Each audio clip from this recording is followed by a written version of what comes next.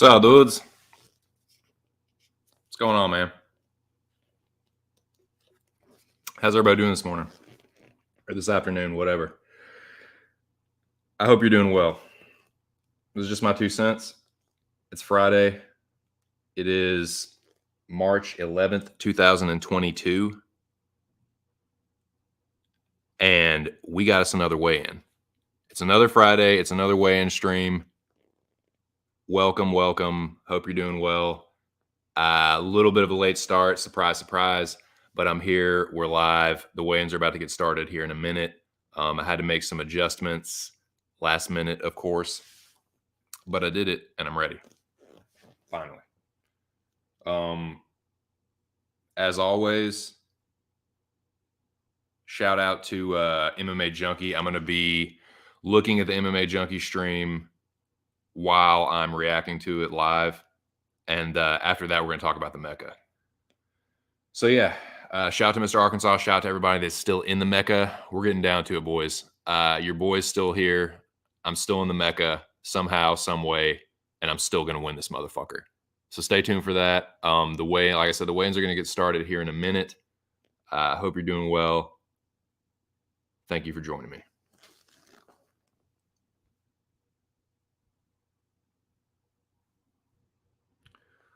What's up, Lobby Queen? What's going on? How are you this morning, afternoon, what have you? Who's your upset special? Tell you what, I am gonna, like I did last week, I'm gonna throw out a couple picks, a couple free picks. But you know what? I haven't really thought about which one I'm gonna reveal, so that's a good question. I do have a couple underdogs. I'm not gonna lie to you. I wouldn't do that. But let me pull up this stream. Once again, I'm looking at the MMA Junkie stream. If you'd like to follow along, if you have more than one device. What I would recommend you doing, of course, is if you haven't subscribed to this channel, do that. Smash the like button, of course. That really helps a small little channel like mine. And also, just put on the MMA Junkie stream, watch that, put it on mute, and then just listen to me. Because it's dead silence up there before they fucking weigh in. I'll give you my live reaction, what they look like. What I decided to do this week is I just got a little notepad. And I'm just going to write the shit down because it goes so fast. To have to type it in and go to the next one and still have time to look at the fighter and kind of give my reaction to it. It's just not working. So what I'm going to do is I can write the shit down quicker. So I'm just going to do that and, put right then and there whether I think they look sharp, whether I think they look rough. And then once the first wave goes through, I will type in what I've written down. So yeah. Lobby Queen says he might take a poke on Mazo. I don't blame you there. Mazo has never been an underdog before. That's interesting. So yeah, Sabina Mazo, Miranda Maverick is a very interesting fight. I think it's a fight that I've seen a lot of people kind of one way on for the most part. That's not true. But I see the people that are on this one fighter, they are very, very strongly on them. And I think Mazo could be a potential upset spot here. So we'll talk about that a little bit later. But we are closing in on it. Got a few minutes left. Man, I say this every fucking time. I really wanted to start this one earlier. Kind of just shoot the shit for a little bit. We can still do that for a little bit afterwards, but the Hogs are playing today at 2:30. So I got to be done by 2:30. We're playing LSU. The SEC tournament has started. All you fucking degenerate greaseballs out there, if you're betting on NCAA, it's a super bias. I'm not a fucking, gambling man, but I think them Hogs going to whoop LSU today.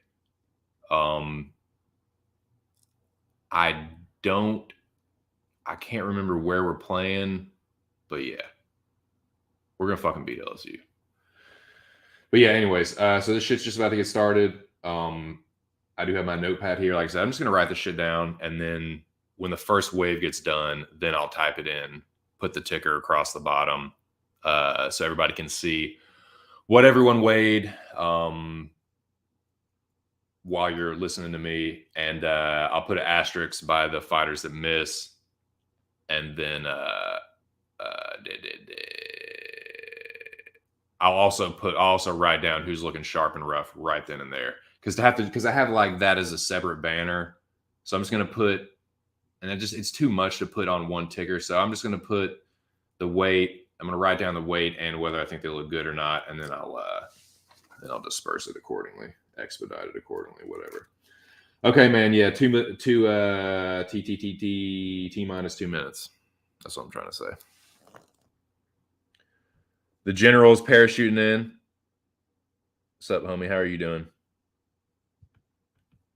It is short notice for Maverick. Blanchfield smoked her on short rest. Yes, indeed. Aaron Blanchfield is a good fighter, though.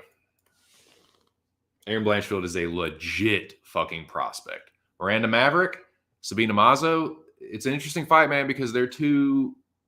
Are they legit? Like they both had a lot of hype on them. They both had good performances against very good competition. And then when they've had their step ups, they've kind of got their fucking asses whooped. So I think it's this is a which one of these women is the real fucking prospect? Which one of these women is the real deal? Kind of deal. You know what I'm saying? But we're gonna get started here very, very super duper shortly. Pimp Daddy Scale Tech is putting these fucking nerds up on game, but he also has a job to do.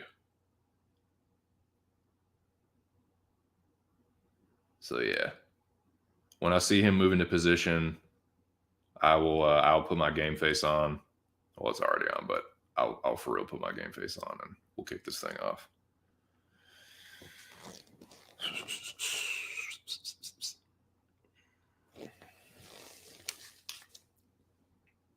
Any early predictions for misses? Early weight miss predictions. One person that's in the chat. What do you think?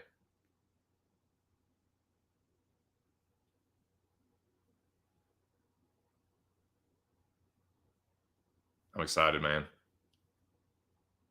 All right, they're moving in position, man. Here we go.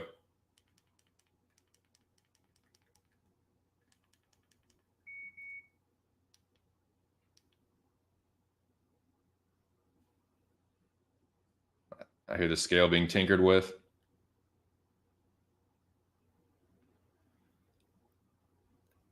B Fitz is the man I will be beating to the punch with these announcements.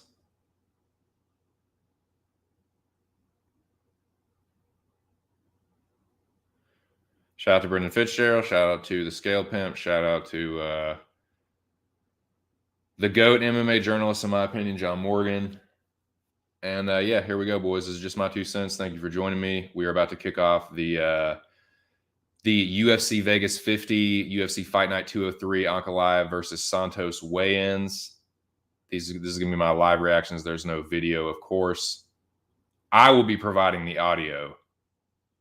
And there you go. There you are.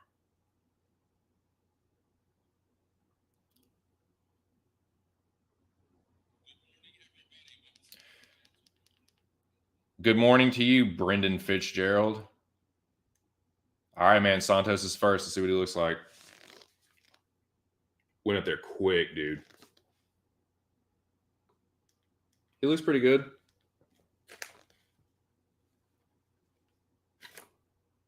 $205.5.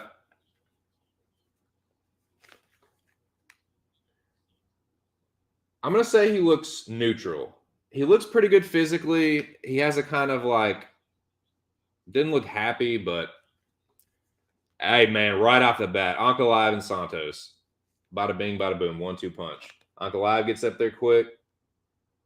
Steps on the scale very gingerly, though. I have a feeling he cuts a good bit of weight.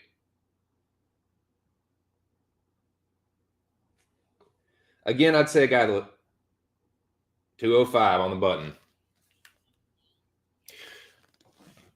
I'm going to say it's two guys, like, they both look like they cut. They both look like they weren't happy about the cut, but they did it, and they don't look terrible. Neither of them look too sunken in. Like, so I'm going to put them both in the neutral category. But we got Julian Roberson.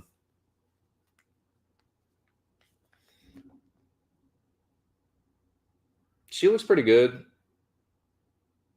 Smiling. 125.5 for Julian Robertson. Another neutral one, man. Another one where I'm not like, man, she looks good. Miranda Maverick next. Fear the Maverick.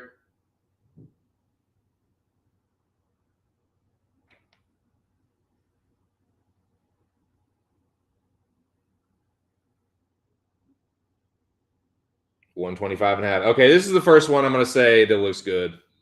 Miranda looks good. She looks sharp. Some people might disagree with that, but I think she looked pretty damn good. I've seen her look worse. I'm going to say she looked pretty good. Leroy up next. Alex Caceres. Rocking the signature Bruce Leroy. Afro.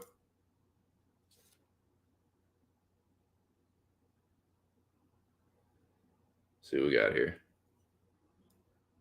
145 on the button. I'm gonna say Leroy looks pretty good too. I'm gonna say Leroy looks pretty sharp too.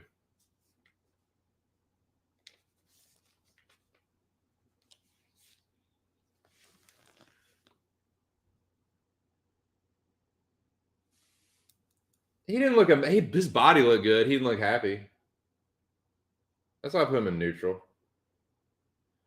All right, we got Mirzakhanov here. Azmat.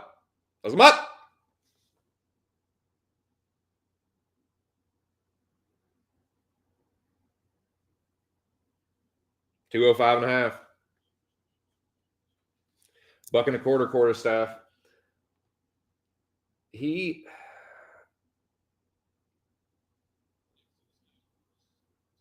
didn't look like great. He didn't look horrible. Say maybe a little rough. So I'll put Santos. I'll put Santos and Azamat looking a little rough. Not too bad. Mutino walked up very slowly.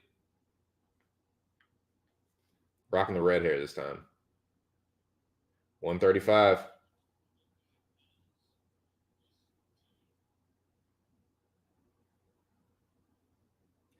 So he looks better than he did the last time, but he still didn't look great. I'm gonna still say he looked a little rough, man.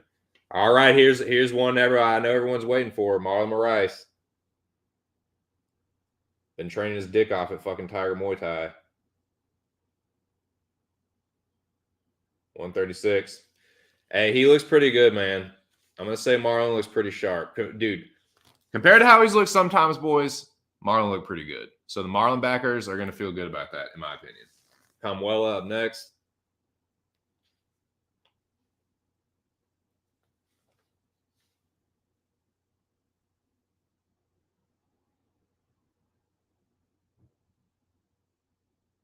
Kamuela looks a little. He weighs 145. I'm gonna say he looks a little rough. He got off that scale pretty quick. He didn't look terrible, but he looked like he did not want to fucking be there. Carl Roberson up next. Roberson.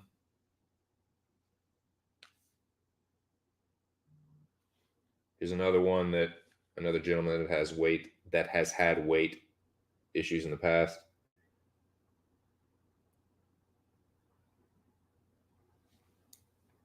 See what we got, boys. 203. Baby K makes the weight, no problem. I'm going to say Baby K looked pretty good, man. I'm going to say he looked pretty sharp. All right, Drew Dober. Gives Fitzgerald the fist bump. Walks up pretty slowly. Dober's a big guy. He cuts a lot of weight. Steps on the scale very gingerly. Yeah, Drew looks a little sucked up.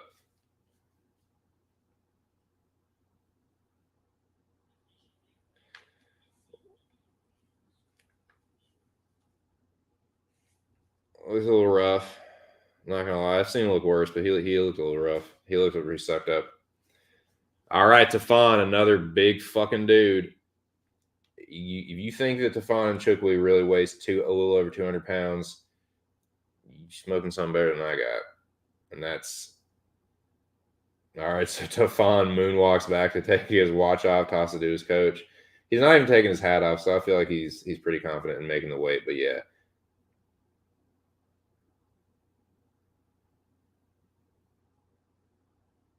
205.5. Tafon looks pretty good, man. He's eating something. He's walking pretty slow. I'm gonna say they look pretty sharp though, man. I mean, feel free to let me know what you guys think they look like. Got Sadiq Yusuf here.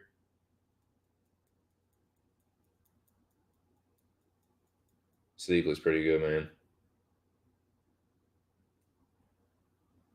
Another guy that could fight at 55. 145.5.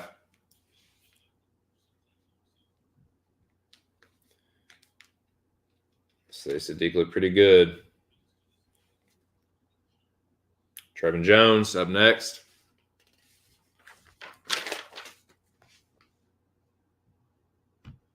He didn't look great. You don't look great. Don't you ever disagree with Noseman. Trevin Jones. Let's see what we got here, boys. He doesn't look too bad, man. He don't look too bad. 135.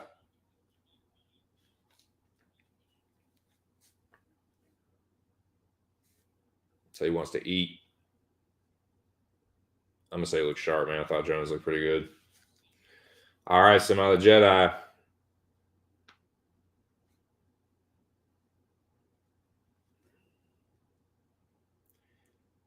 This is a big guy, man. Keep in mind, this is a dude that used to weigh 230 something when he played football. So all that considered, he don't look too bad. He cuts a lot of weight. He doesn't look great. He doesn't look like 169. He don't look great cut weight, but he weighs 169, man. Boom. No problemo.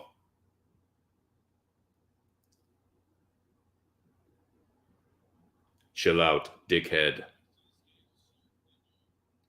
All right, Song Yadong. Favors boy. Got this great fighter, dude. His name's Song.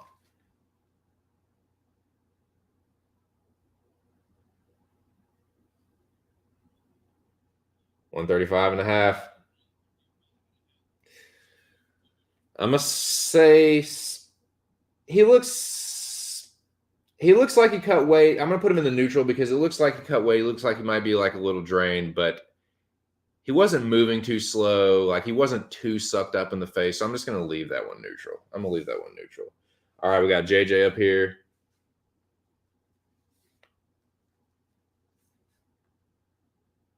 I'm gonna leave Simmelsberger neutral too.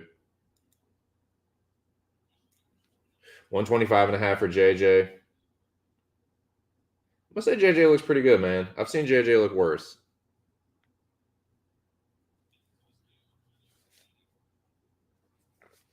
All right, we got Guido up next.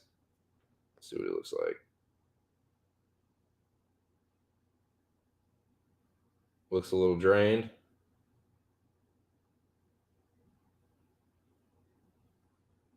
$136. He makes the weight though.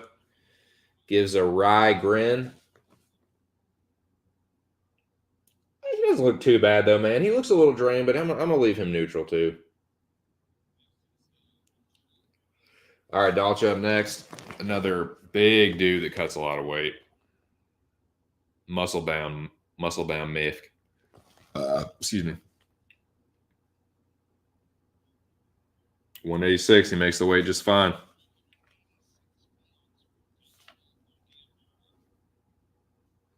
Say he looks good. I'd say sharp, neutral to sharp. Neutral to sharp. All right, Blendado, Bruno Silva up next.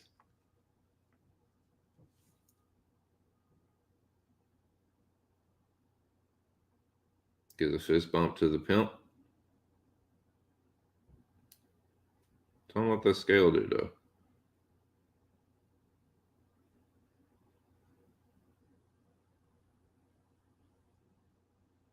$185.5. He looks fine, man. I would even say it's like neutral to sharp. He gave a big smile. He looked pretty good.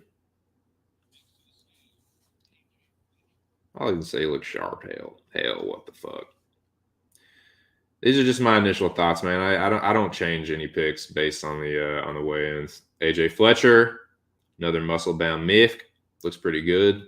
For a dude that cuts a lot of weight and is muscular, he looks pretty good. 170. I'm going to go ahead and say 170 Fletcher looks pretty good. I'm going to put him in sharp. I'm going to put Silva, Dalcha, and Fletcher. Okay, so we got Javid up next. We got the debut. Is he debuting or is this second fight? Javid Basharat. I think it's his debut. I think he just fought in Contender Series, but I can't remember. 136. He's a weird looking dude, man. I can't tell. Like, he looks a little drained. He looked a little rough, man. He looked a little rough. He didn't look terrible, but he looked a little rough. All right, T-Rex. T-Rex looks good. 156, very confident. Very confident smile and a flex. T-Rex backers have got to feel good with that one. He makes the weight just fine, runs off the stage. He's going in the sharp category for sure.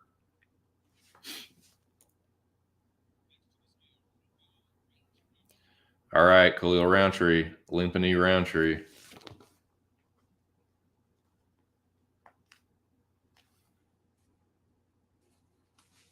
Yeah, this is the way I'm going to do it, man. Write this shit down.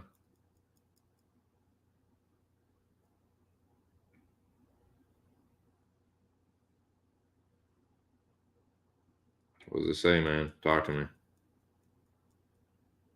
205. He looks pretty good physically, but he doesn't look happy. Like, he looked down at the scale like he thought he was going to miss it. And he wasn't super happy looking when he made it, but he looked good physically. So I'm just going to, I don't know, man. I'm just going to put him in the neutral. All right, Megamind here, the head.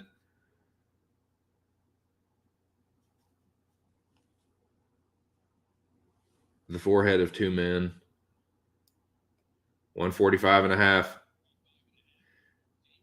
For a guy that has looked like absolute fucking shit before, he didn't look too bad, but he didn't look great either. He's going to neutral. He's neutral.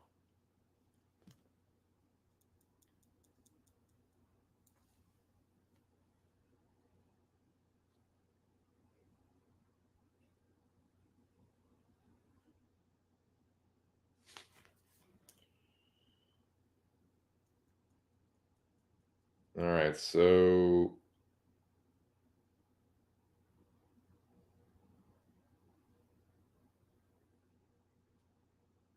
I like those Adidas that homie Scale Tech is rocking.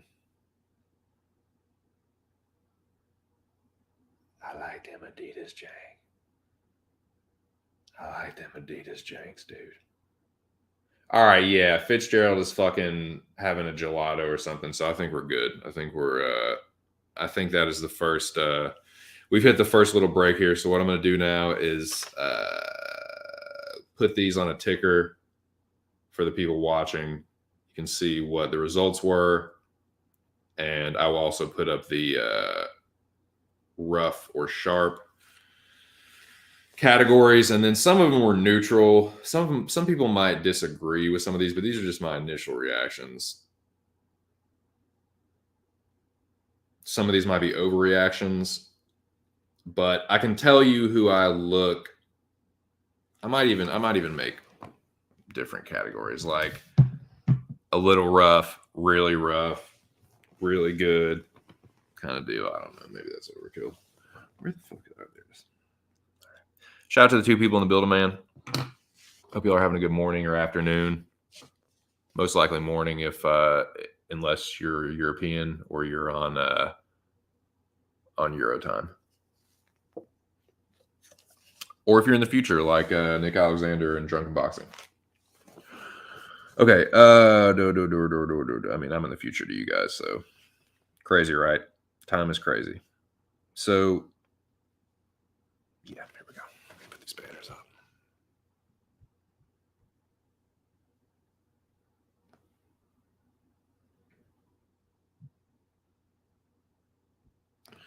Righty, I will put them in order that they weighed in.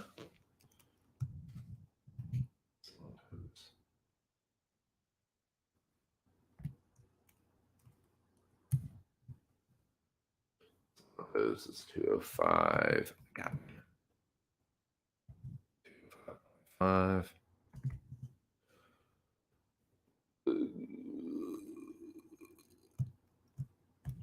Ankalaev. Ankalaev was 205 on the button.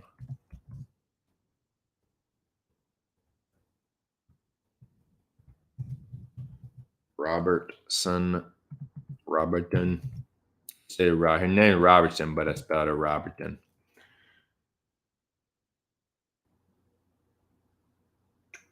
Roberson was 125.5. No one's missed yet, FYI. Miranda was 5.5.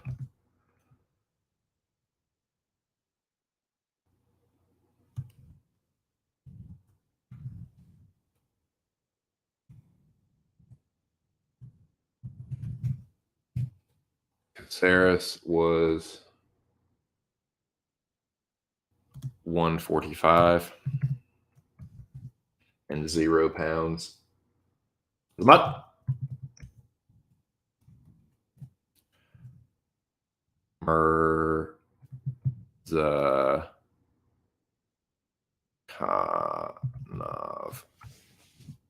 Is it spelled phonetically like it sounds? God damn it.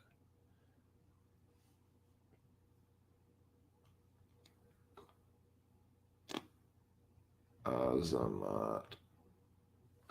Mirzakhanov, it sure is with 2 A's. Tight. That's tight. Okay. I'm a decent speller, but I'm not the best. Okay. So Roberson.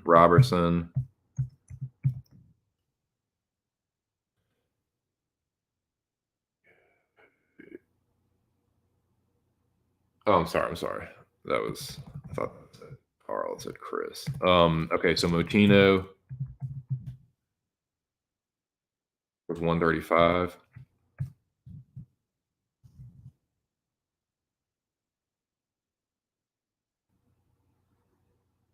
All right, we got some more action here. I'll be right back with that ticker, boys. See what we got. Okay, Sabina Mazzo up to the scale. See what she looks like. Shout out to the 3 people in the building now, 2 people.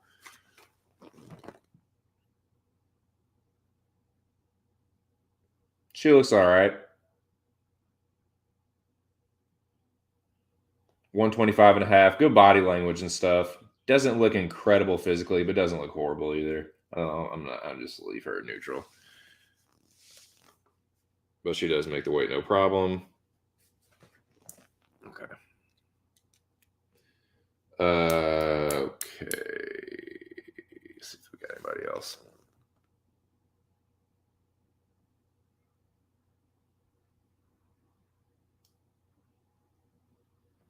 I think we're back to a little low. Where were we?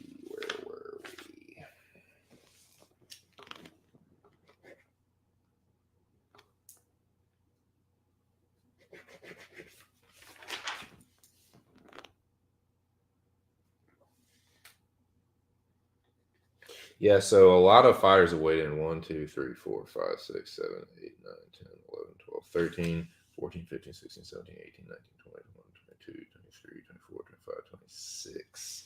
So 26, that's 13 fights. So we only got 2 more fighters left, right?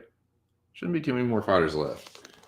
Might have the math off in that, but a lot of fighters have weighed in, man. And we're fucking around today. All right, where we at with this banner?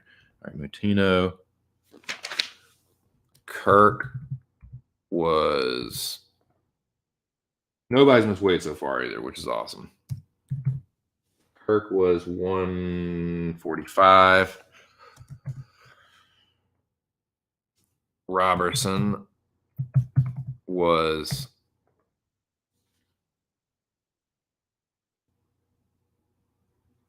203.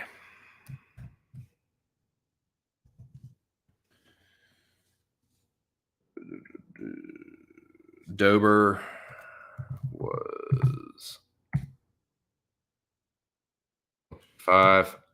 Once again, for the 3 people joining me, nobody's missed weight. I'm putting up the ticker right now, so that will be scrolling across the bottom of the screen for anybody that joins me. Nobody's missed weight so far, but if anybody does, I'll put an asterisk beside their name, and then I will put up on the screen who is looking sharp and who's looking a little rough, man. A couple people have looked pretty bad, but no one's been on death's door, or they haven't needed the hurting curtain. Everyone's made weight, and the people that did look rough, the people that looked the roughest, at least they had decent body language, and they cracked a smile at least. So yeah, that's kind of my general thought so far. But like I said, I'm putting up making this banner right now, this ticker. Tefan was. I'm excited about these fights, man. This is a pretty damn good fight card for a fight night. I find myself saying that a lot, I feel, which is a good thing. Tefan was 205.5. Sadiq Yusuf was. Right, isn't it SODIK? Yes, Sadiq Yusuf. Okay. Sadiq was 145.5.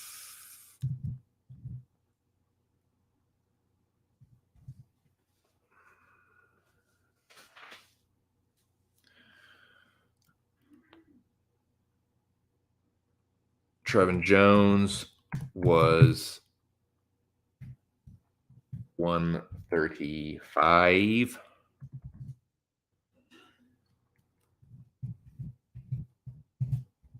Simmelsberger was 169.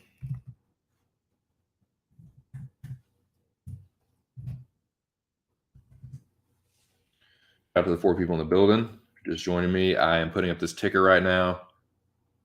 Got a little break into action, so I'm gonna put up the banner, put up who I think is looking the best, who is looking the roughest, and we'll just kind of chew the fat on it, boys, so to speak. See what y'all think. Tell you what I think, of course. But Song Yadong, and nobody's missed weight so far. That's the most important thing. Song was 135. JJ Aldridge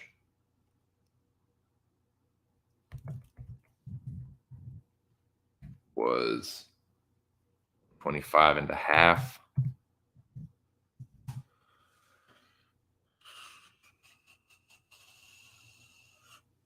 Guido Canetti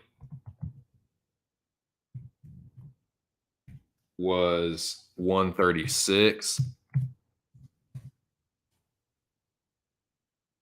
Alchala Gambulia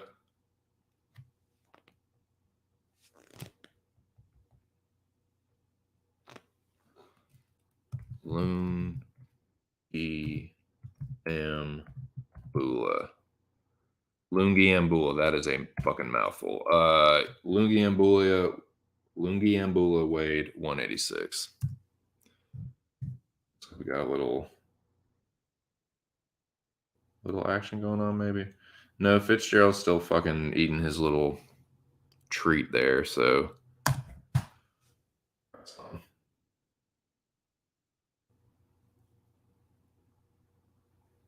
Bruno Silva weighed 185.5.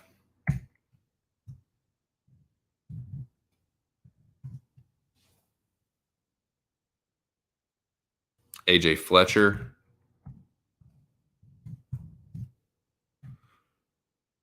was 170 on the button.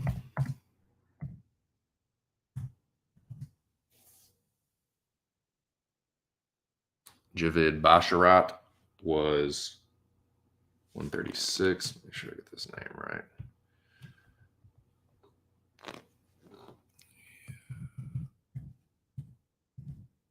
Basharat was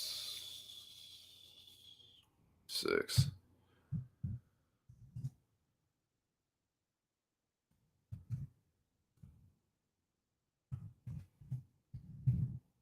T-Rex Mckinney was 156. Phil Roundtree was 5. Raymond Jackson was 145. Sabina Mazo, 125 and a half.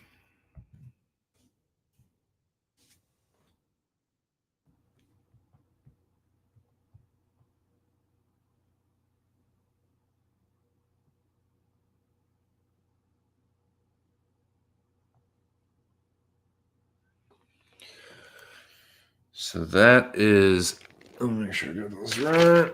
Santos, Ankalaev, Roberson, Maverick, Leroy, Azamut, Mutino, Kirk,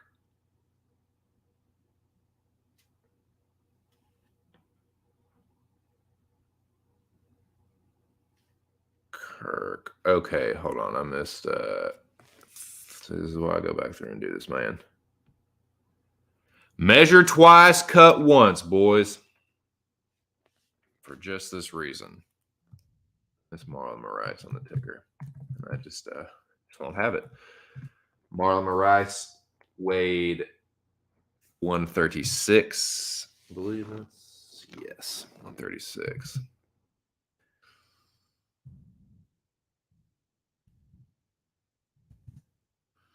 All right.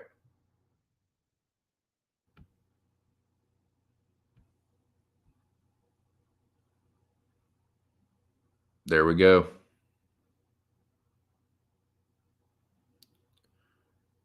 Okay. And I didn't put what Mirzakanov weighed. Dumb fuck. Okay. Okay. Mirzakanov. Azamat was 205 and 1 half. Did I get the half of one?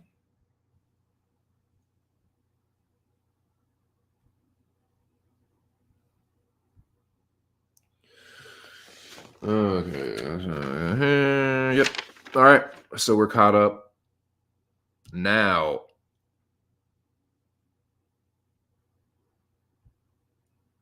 why didn't you have the categories already? Well, Lobby Queen, I'll tell you. The reason why is I explained it a little bit earlier. I have them ready.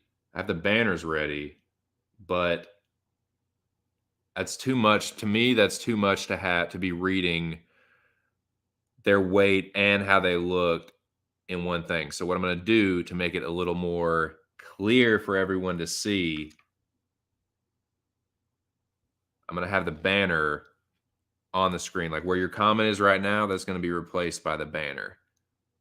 So it's in a little bit bigger print. It's a little bit easier for everyone to see. So that's why. If you must know, sir. Okay. Now, I am going to put up now. I do have how everyone looks, but to go back and forth, like I have it all written down, but to go back and forth and be typing that, it's too much, man. It's too much.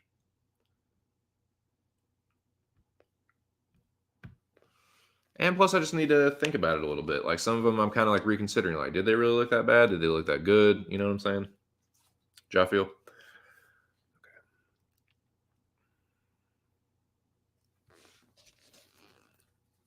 Okay. Looking sharp. I will say.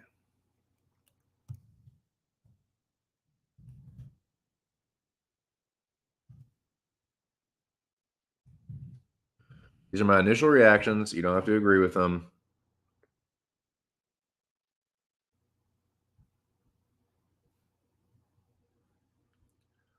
Okay, Jabroni Cage. Literally take my gimmick. Okay.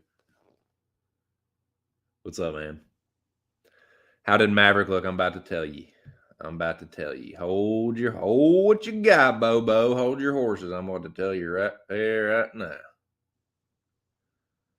All right, looking sharp.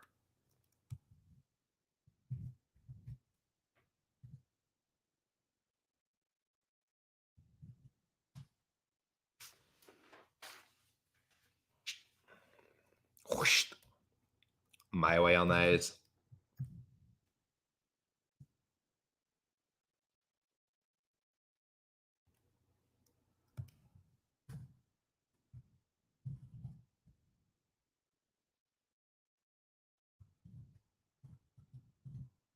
this is who I thought looked pretty good. You might disagree. You might think, oh, they look pretty good, but not enough for me to put them there. This is just my opinion.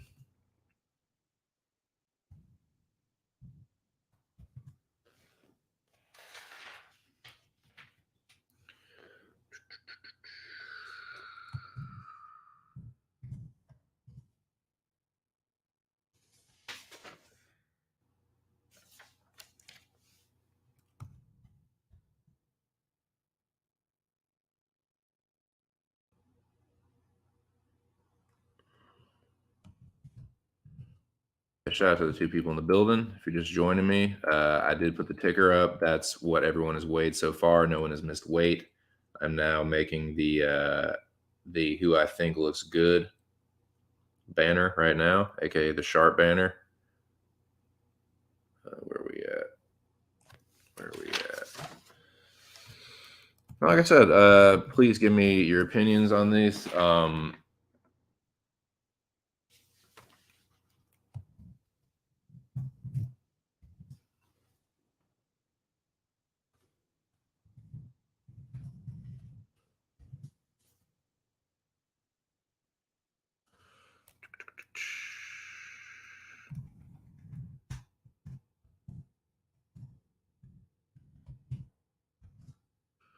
Well, it's done, boys. Okay.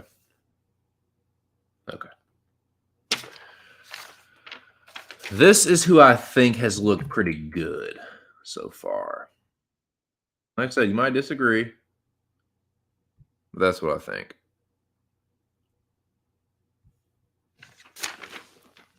Thus far. Man, I'll tell you what. I don't give a shit what anybody says. I know this might offend some people, some coffee drinkers, but I don't really give a fuck.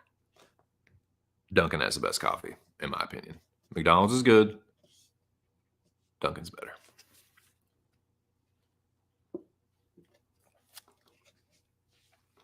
Just a regular black coffee. Yeah, it's Dunkin'. Best part of my days when I'm at Dunkin'. You think that's sad? Yes, very.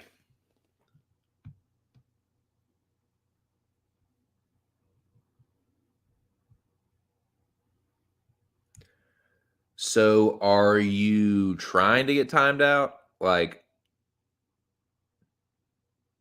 or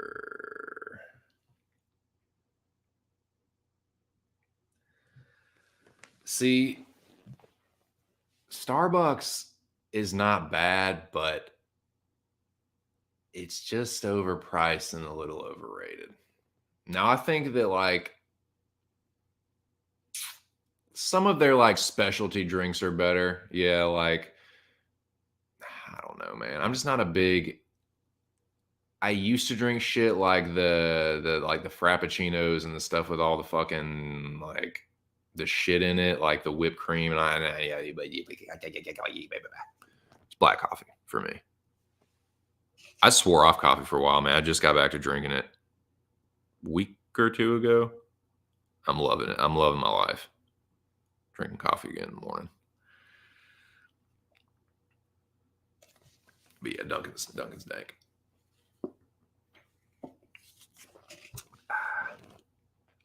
Starbucks isn't bad.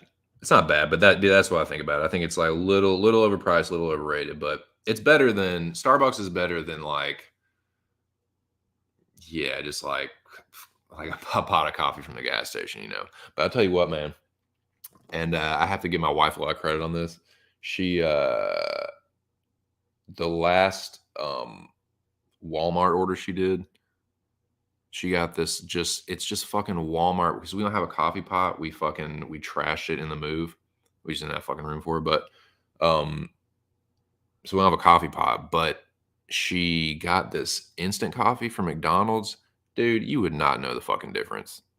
It's cheap, it's quick, and it really doesn't taste that bad. And that shit is strong. The other day when I was like streaming, I was like, dude, this coffee is fucking strong. This is fucking Walmart like instant coffee. Shit was fucking bing. It had me fucking like bouncing off the walls, dude. It's really not bad. And like I said, you don't. Is it as good as like Dunkin' or like McDonald's coffee or Starbucks? Nah, but like you would not know the taste and like the difference in taste between that and just if I was to get like the same like a bag of like medium roast from McDonald's, like store brand. It tastes about the same or better. And it's fucking quicker and cheaper. So yeah, that's what I'm drinking. If I'm not going out for it.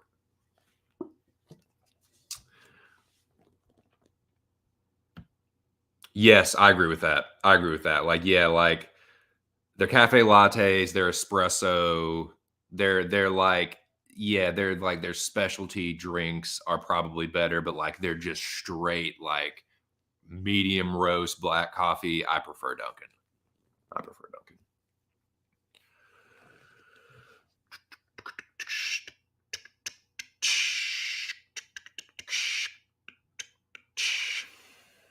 Okay. Now that's who looks sharp right there. So let me delve into this just a little bit. So Maverick to me looked pretty good physically. She looked a little bit slimmer than I've seen her look before. Her body language looked a little bit better than I've seen. Like I've seen her look a little like discouraged and shit on the scales before. She didn't look that bad. So she's out of these, she's probably closer to like the neutral category, but I think she looked pretty decent. So I'll put her in this one. Leroy looked pretty good. He got up on the scale quick, was confident. I didn't think he looked too drained. He, good body language. So I like what I saw from Leroy. Man, Marlon Moraes, he's maybe be looking the best so far. I'm looking at all these other people on the list. Some of them could even be in the neutral category. But yeah, Marlon, considering how he's looked before and how fucking muscle bound he is, look pretty damn good, man. So looking at least physically like the training at Tiger Muay Thai is paying off. We'll see. But yeah, he's looked pretty damn good. Thought Carl Roberson looked pretty good too, man. I thought Carl was, he seemed pretty happy. Considering, man, like the shit that happened with Vittori, how like all the fucking like weight issues that he's had. What'd you say? Do you need something? My blanket, my shawl. Oh shit. Hold on a second. Oh, I got it right here. Hold on. I'll be right back. I got it right here, sweet. Oh, sorry. I was sitting, no, it's all right. I was sitting on it. Sorry. Oh, okay. Where are we at? So, yeah, I thought Roberson looked pretty good, man. Considering that shit with Vittori, like you never would have known what happened. He looked pretty good physically. He was smiling and shit and cheesing. So, yeah, he looked pretty good. Tafon looked pretty good too, man. Looked good, looked confident. Was a little more stoic than Roberson, whatever, but he looked pretty good too. Sadiq looked good, same kind of deal, like pretty stoic like Tafon, but he looked confident. Stoic and confident. Same kind of deal with Trevin Jones. Same kind of deal with JJ. Like she didn't like get too like it was like a wry, confident smile. Like the couple guys before. Dalcha, same kind of deal. Silva, like he seemed pretty happy. I know he's a big dude that cuts a lot of weight to get down to 85 or whatever, but I thought he looked pretty fucking good. Fletcher looked good as well for another muscle bound dude that cuts a lot of weight, I'm sure. he didn't look too sucked up in the face. He Fletcher has fucking crazy eyes, dude. Like he looks insane. Like he has a sociopathic gaze. But I thought he looked pretty sharp physically. Didn't look too sucked in the face. So that's why he's in this category. And yeah, I'd say McKinney. McKinney or Marlon has looked the best. McKinney's a big dude for that weight class. He's going to be taller and longer than Dober. And he looked pretty damn good for stepping in on short notice. So McKinney backers have got to be feeling confident, I would think. Now, that is who is looking sharp. Let's put up who's looking a little rough, boys. Let's do that shit right now. Now, there were some that were kind of just take it or leave it, so I left them off either list. And this one, man, I can't decide whether he looked bad or just weird.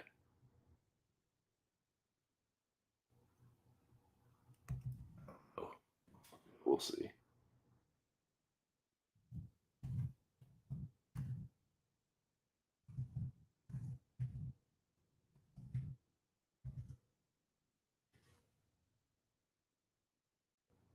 Let's see.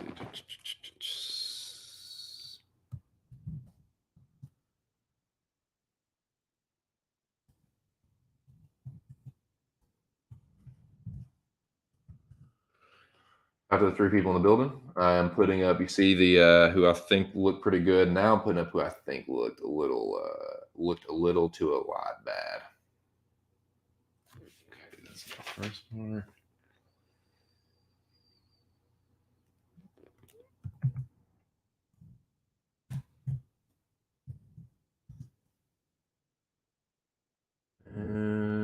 Yeah, everyone else is kind of thought they were just kind of take it or leave it. Okay, that's who's looking sharp. This who looking rough, boys. To me, I'll tell you why.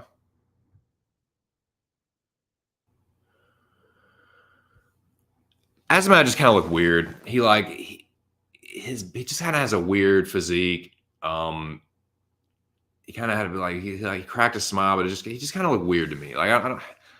He should probably be more like a little rough to maybe neutral. He should probably be in the neutral, but I don't know. Something about it looked weird to me. Mutino he looked better than he did the last time, but if I'm being honest, he still didn't look too great. Like considering that he had a full camp to prepare for this, if I'm not mistaken, he might be coming in on short notice. I can never remember that shit. I don't think he is. I think this was a full camp, and he didn't look super great to me. So looking a little rough to me. So I got him in here. Same with Kamwilla Kirk. His body language was okay, but he looked like he was just like, get me the fuck out of here. Like he was kind of like fronting a little bit. He was kind of like he looked like he tried to look confident and stuff, but it looked like he was just like a little rough. It wasn't terrible. So I'm not trying to overblow it or blow it out of proportions, but yeah, he was looking a little rough to me. Excuse me. So brings us to Drew Dober. I think that Dober has probably looked the worst. I think Drew has probably looked the worst. Drew is another guy that's muscular. He's not very tall, so he's just kind of dwarf-like is the best way I can put it. Like he's not a dwarf in a scientific terms or anything, but he doesn't suffer from dwarfism or anything. But what I mean is she's kind of like short and stumpy. Like he has these like tree trunk legs. He's not very tall. He has this like blockhead, square jaw. Just kind of, he's just built kind of weird. But he looks sucked in the face, and I mean, Drew, he just looks rough on the scales, man. There's just no two ways about it. If I had to guess, I'd say he's probably about 185. I'd say he cuts about 30 pounds, 180, 185. He's a fucking big dude, man. Muscle does weigh more than fat. Hey, according to that's That's not my, don't quote me. That's Tony Perkis, Uncle Tony. Muscle weighs more than fat. So I would think that Dober walks around like 180, 185. He's a big dude, but he looked rough.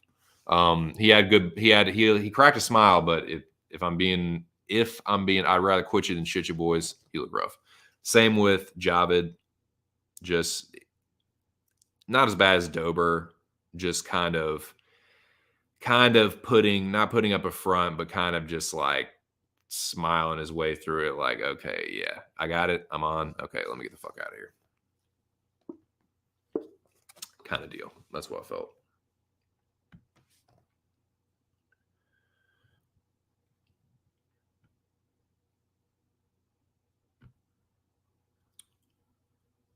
Mazo looked as good as Maverick. See, I thought that Mazo's I think that's fair. Like, they look close. I don't think Sabina looked bad, but like physically, it's just kind of tough to tell. She's got that like lanky frame. I don't know, man. Yeah, I mean, they both kind of the same, I guess. I thought Maverick looked a little bit better, but you know, it's a little bit splitting hairs. Unity. Side, dude. You got it. Chilling. Ready for week 5 of the Mecca? You goddamn right, Bobo. You damn right, Bo. It's going down, man. We're definitely gonna talk about that shit. It's dude, how the fuck am I still here? I don't know, man. Shout out to Cardone. Where are you pushing through today, Cardone? You headed west or is it wagons east? R.I.P. John Candy, man. Where are we at? So yeah, that's, I don't know, dude. Like, that's you ain't lying there. Yeah, Maverick has a little bit more of a tater. So yeah, for those just joining me, that's who I thought looked pretty good. Lobby Queen has Mazo in there, as well as, who's the other one you said you thought looked pretty good? Oh, you had Santos in the looking rough category. I didn't think his body language wasn't great. Like, he did not look happy. But he is kind of one of those scowling, like he is a mean mugging ass mug. Like, he's a mean mugging myth. He's does not like smile a whole lot. But yeah, if I'm honest, like but physically, he didn't look that, like, for another muscular dude. I thought his body looked pretty decent. His physique looked pretty decent, but his body language was not great. Again, he's just a scowling kind of dude. So that's why I have him neither looking good nor bad. Same with Ankalaev.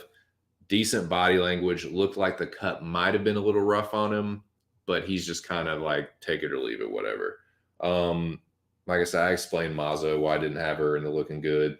It wasn't that she looked bad. It was just kind of, I don't know, like, her body, maybe you could say that she looked good. I don't think she looked bad. I just kind of have her, neutral.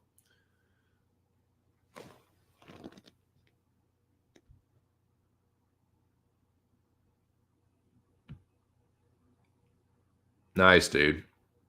Hey, man, it's not a bad place to take a load off. The land of milk and honey. Definitely an awesome place to visit. In no fucking universe would I want to live in California. I don't care what kind of parallel universe it is. No fucking way. But to visit, fuck yeah. That's tight, dude. Fucking dank ass recreational dispensaries you can just roll up in. That's tight. But yeah, so that's who I thought looked pretty good. This here, who I thought did not look pretty good. Azamat and Kirk, maybe they could maybe be neutral, but I'm gonna be honest. Mutino, Dober, and Bashrat looked a little rough. Yeah.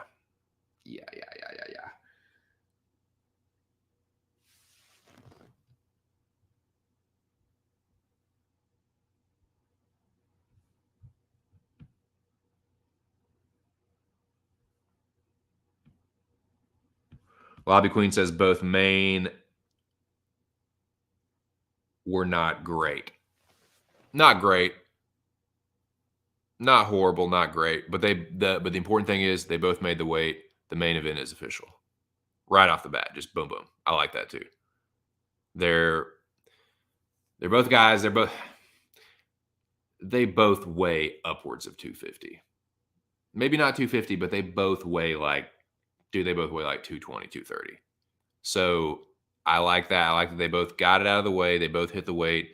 Now they're both rehydrating. We're going to get the most hydrated versions possible of those two. So yeah. But I don't think either of them look terrible. But neither look great. So I think that's fair. Nice, dude. Hey, man. California.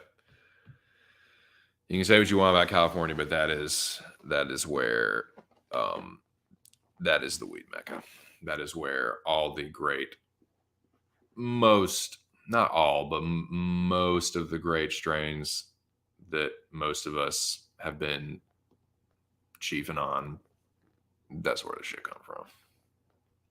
Certainly 10, 15 years ago, yeah. That or maybe Amsterdam. Like there's some of those European strains for sure, like cheese, like UK cheese and stuff like that.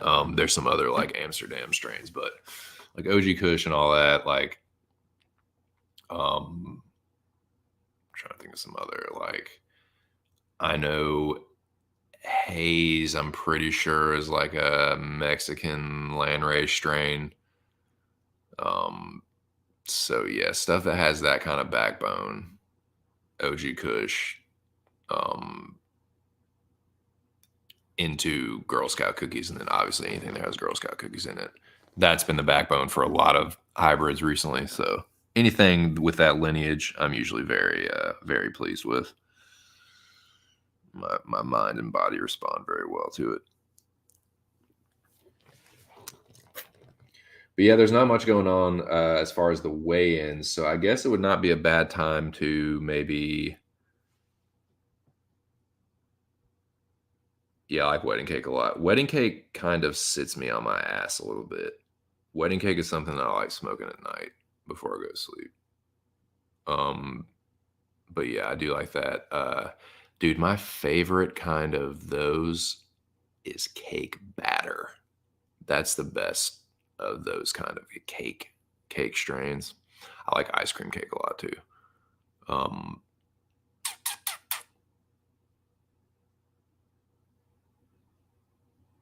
Gelato cake is a pretty popular one around this area. It's pretty fucking good. Pretty good.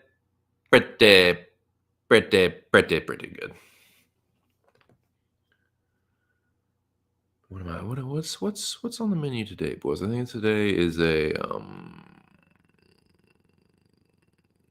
golden strawberry and guava, some Roman numerals. I can't remember. Guava, 1955, something. Guava 14 or something, but it's in Roman numerals, some shit like that. And then whatever I got the other day, I can't remember. Fuck. Oh, I got some pineapple kush, but then I got some pineapple skunk too. Pineapple skunk's good, dude. Tight.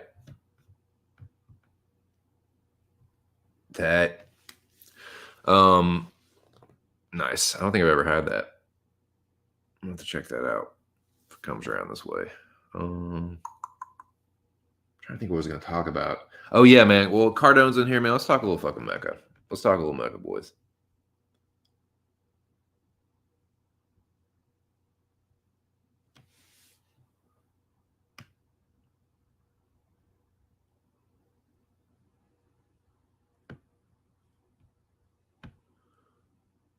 Boom.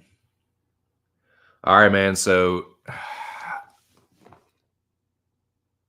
this season has been the craziest season so far. Shout out to Mr. Arkansas. Shout out to all the Mecca participants, past, present, future. This season has been fucking crazy. Shout out to everybody that's fucking still here. Cardone's one of them. Your boy's one of them. You know what I'm saying? There you are. Where's who's left? Cardone, the American veteran. Jobber Cage, he was in here earlier. Jabroni's still hanging tough somehow. Taking a cue from me, I guess. I don't know, something. Got Noah the Cooler, who's actually having a good season, man. We might have to change that nickname if Noah continues to flourish in the Mecca. But yeah, he's had a damn good season. I think he's turned it around and is kind of bucking that narrative about him. Touch has had a really fucking good season. I mean, Touch is probably MVP at this point. He's had two Highlanders. So yeah, Touch is having a real good season. The General is always hanging tough. Saint Drunken. And wow. So that's the cast, man. We started with 20. We're down to 8 now. But and y'all already know this, but there's a big but. And hold on, looks like we might have a little activity. No, Fitzgerald's still sipping from his water bottle. Okay. The Mecca is an ever-changing, ever shape-shifting, transformational entity, right? So shit changes every week. As Ark always says, action, reaction, cause, effect. Yeah, dude. Like the Merovingian says in Matrix Reloaded, we're all victims of causality in the Mecca. Something happens, we have to react to it. You can't know, you just don't know what's coming around the corner. So you just have to always be prepared, head on a swivel to react to the ever-changing nature of the Mecca. So I say that to say this. This past week, all right, got to table this, boys. Looks like we got some activity. Okay, man. Peloton Alex Pereira. Pedera. Got up there quick. Looking a little rough. He makes the weight, though. Alex Pereira. Yeah, he looked a little rough. I'm not gonna lie. But yeah, he's a guy. He fought a light heavyweight at one point. He was like, what's it called? Simultaneous double champion in Glory. Like he was simultaneously defending the light heavyweight and middleweight belts. So yeah, he cuts a lot of weight and he looked rough. So yeah, he's definitely going in the Peloton, definitely going in the rough Jennings. But he made weight. 185 and a half. That's what it was.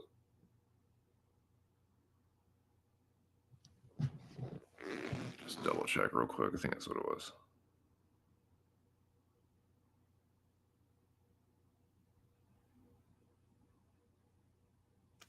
God damn it.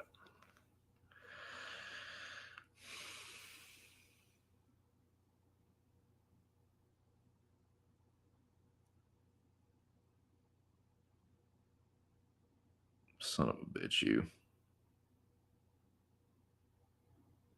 Dude, it never scrubs when I wanted to. Like, it just... Whatever.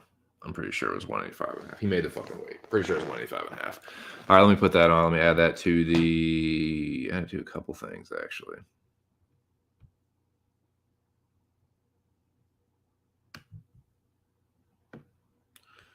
Edit the ticker here.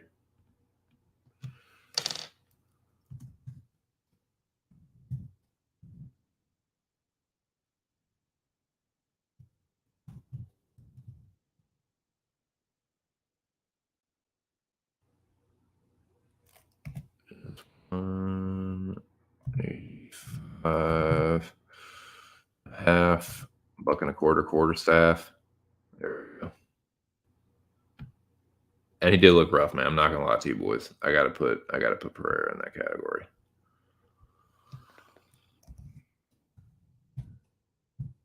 Bruno Silva looked a lot better compared to him, comparatively. So, update and update. Get updated with the comments.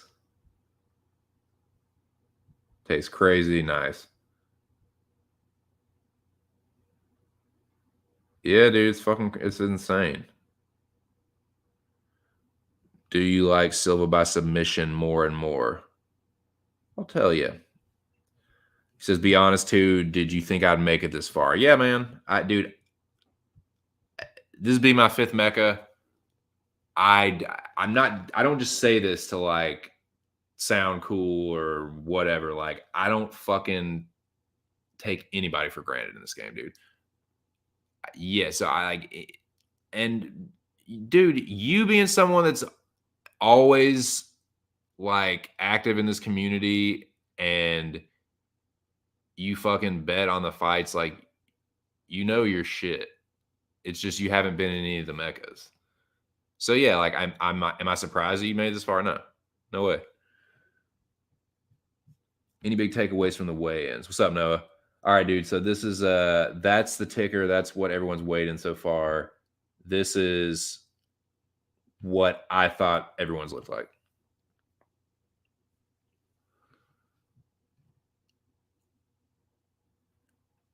That's who I thought looked pretty good. The people that have looked the best so far have been Terence McKinney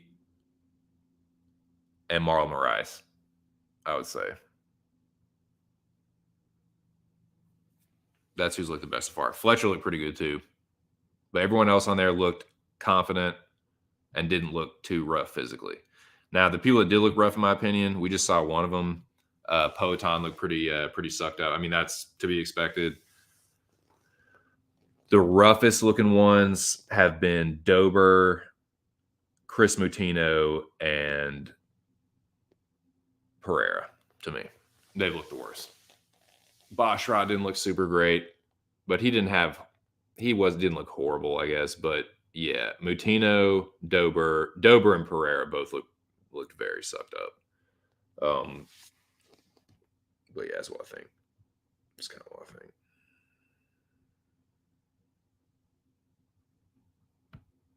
Missing Mazo. You think Mazo looks so good for some reason. I mean, I don't think she looked bad.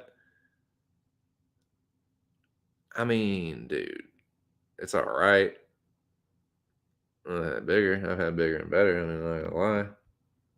For sure, dude. Yeah, man. I appreciate you boys stopping through, man. Yeah, but Lobby Queen thinks Mazo looked pretty good. She didn't look bad. I don't have her in the rough looking category, that's for sure. She had good body language. Maverick and Mazo look about the same. You know what? Will this make you happy, Lobby Queen? Will this make you happy, Sassy Pants? Hold on. I'm gonna put Sabina Mazo in there just for you. You like it? There you are. Let it never be said that I'm not a man of the people.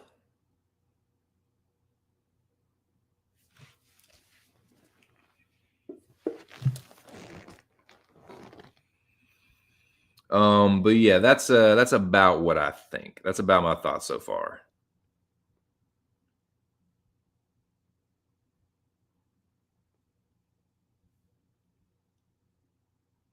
So yeah, we are Oh yeah. So this is before that last weigh-in. No saying what's up to the general, the Rooster Master.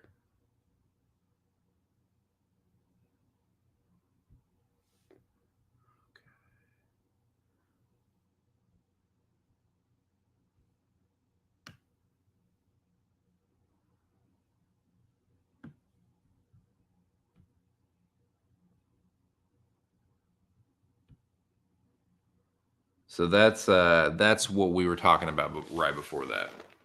Shout out to Ark. Shout out to everyone still in the Mecca. Shout out to everyone that is following in the Mecca this season. Shout out to the past winners, the past losers, including myself. I'm shocked I'm still here, dude. Cardone just asked me, did I think that he would make it that far?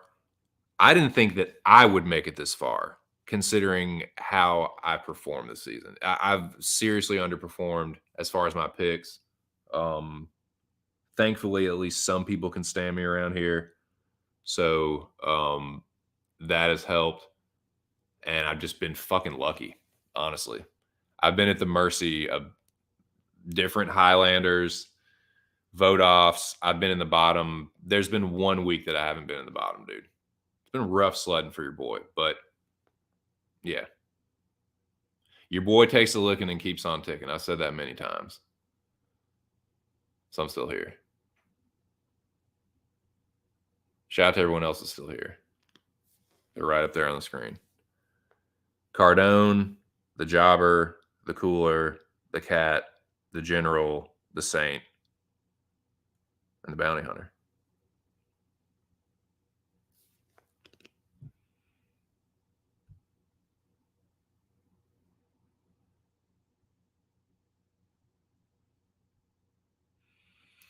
Dude, it started yeah, you like it?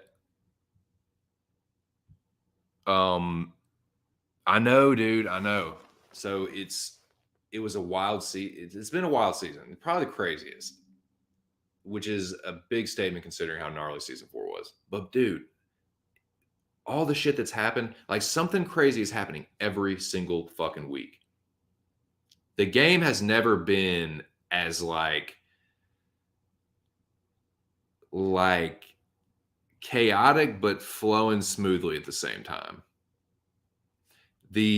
Considering how much, what I'm trying to say is, considering how much crazy shit is happening, Ark is just like rolling with, like, not missing a beat, dude. Like, okay, this fucking happened. This person, like, I'm kicking this person out. Okay, well, this is what I'm gonna do now.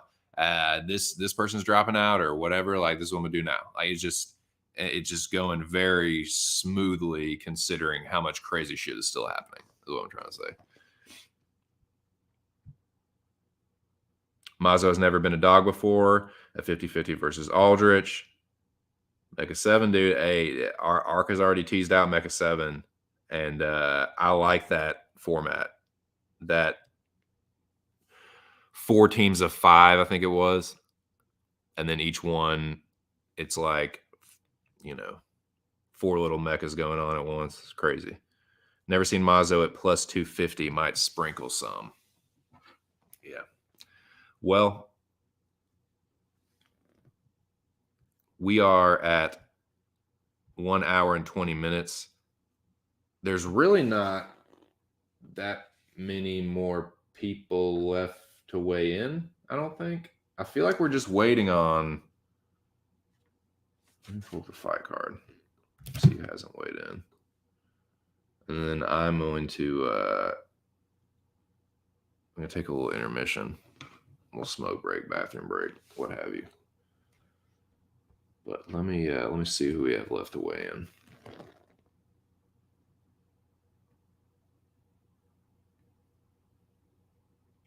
We are still waiting on Cody Brundage,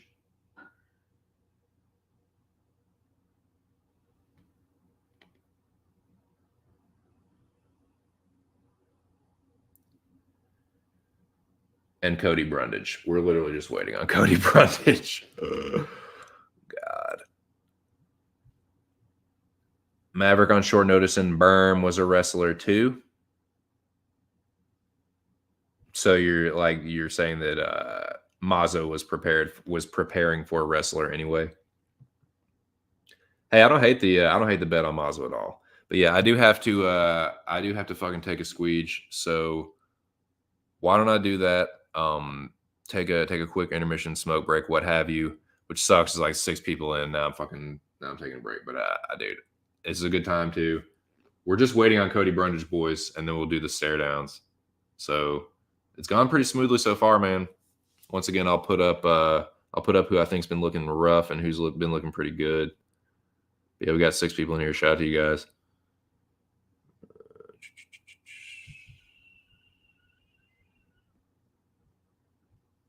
There's a ticker.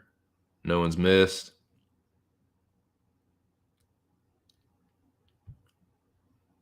That's who I think's been looking good.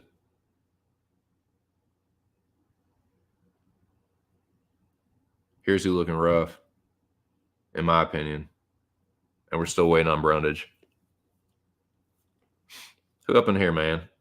Who lurking up in my motherfucking chat, dude? Come up in here and talk to me. Where's the tunes? In your fucking face. No, I'm about to put them on. Hold up. Don't you worry, Lobby Queen. I got your fucking tunes. Yes, indeed. Mecha time. All right, boys. I still have the MMA stream in my ear in case I need to jump back in here and update. Like I said, we're just waiting on Brundage. So, yeah, we'll smoke break. Get the banners up. Get the tunes up. And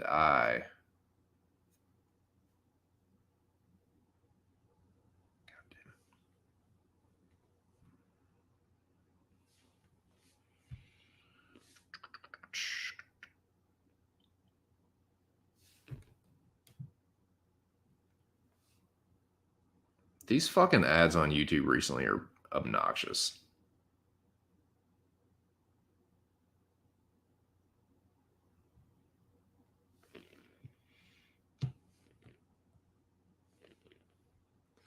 Sorry, I gotta get this gotta get these up, man. So yeah, I'm putting, this is the song I've been using. This is the link to the song, the channel that you can find it on, and more songs like it. It's all copyright-free music, and the link to the artist's YouTube channel as well.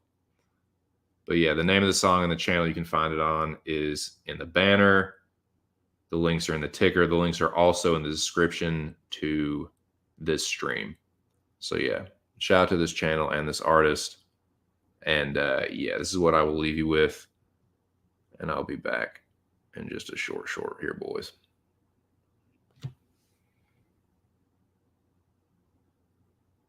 Oh, wait, hold on. Hold on. Nice. This is perfect timing, dude. This is fucking perfect timing. Everyone's getting in position. I think we got Brundage here. Sweet. This is perfect. This means everyone will have weighed in, and we're just waiting on stare downs after this. Yeah, Brundage is fucking dropping trowel. Okay, here we go. It is, Noah. It's so true, man. All these fucking like little fucking cryptocurrency schemes. All right, we got Brundage, boys. Let's see what we got.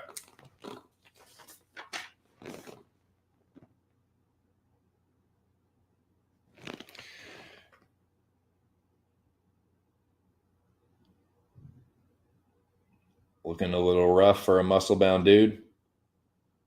185.5, no problema.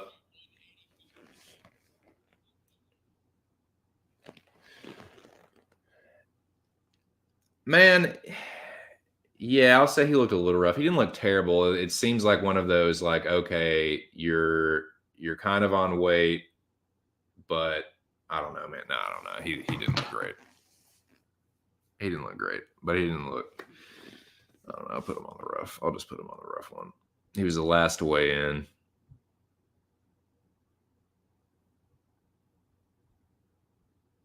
But he made the weight.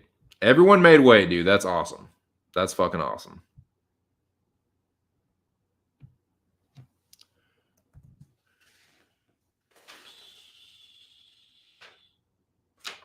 Yeah, I think he was it, man.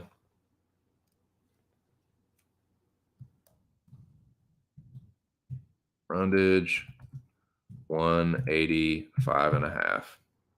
That's everybody.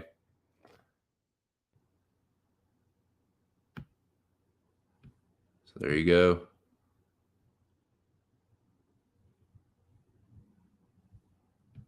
Put Brundage on this one.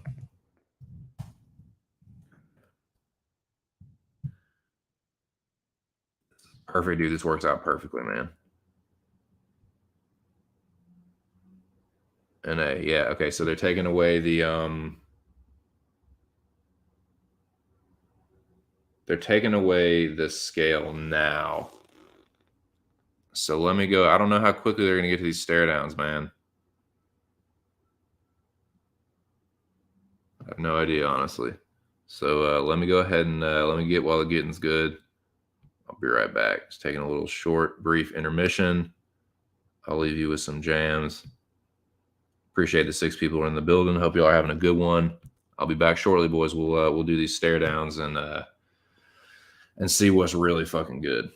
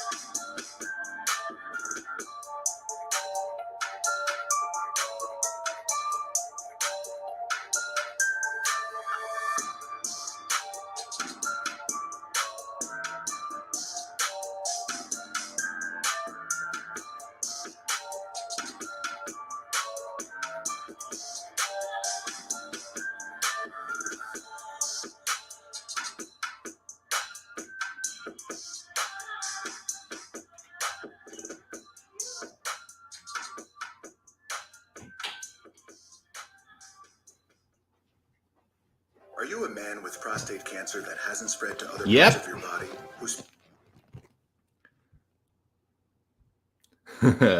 What's up? Perfect time, all right. Okay. So, still waiting. So they're not doing the stare downs immediately. It looks like it's going to be on kind of on schedule, right? Like the stare down. I mean, the weigh-ins are usually about a 2-hour program. So it's probably going to be towards the back end of the hour, I imagine. So now we're done with the weigh-ins.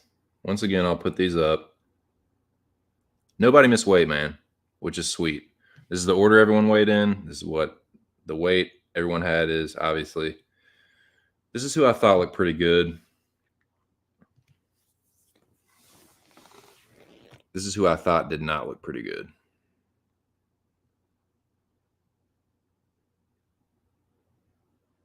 The worst were Dober and Pereira, for sure.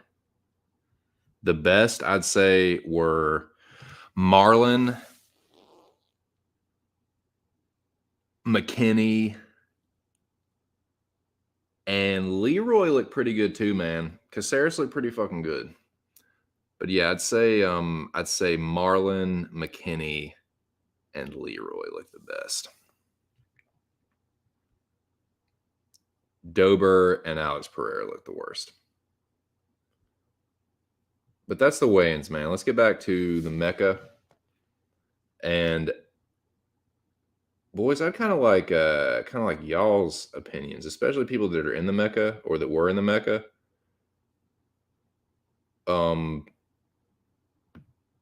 I as I have been doing on these streams, been looking at a few fights that I think will be Mecca dividers, man.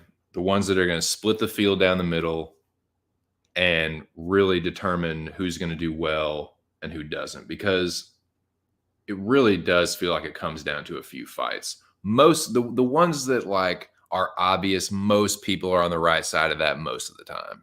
You know what I mean? Like the ones that are just no-brainers, like, yeah, most people are not going to fuck up on those. But these close ones, man, where they're either close matchups or they end up being these like split decisions where people think one fighter got robbed. It's just, those are the kind of ones that make or break you. And also these fights where they're a guy that has a lot of hype on them. It's either a guy with a lot of hype on him versus a sort of middle of the packer UFC veteran, or it's a guy with a lot of hype on him facing another guy that had a lot of hype on him, but it's only had like a couple UFC fights, maybe hasn't gone all their way kind of deal. There's a lot of those kind of fights on these recent cards. And I feel like it's due, like, take last week, for example. If Ulanbekov gets that nod, like I think he should have, and if Jan gets that nod, like I think she should have, I done a lot better. That would have been fucking, I had both of them by decision. That would have been 150 points on the table. So you never know, man. I just,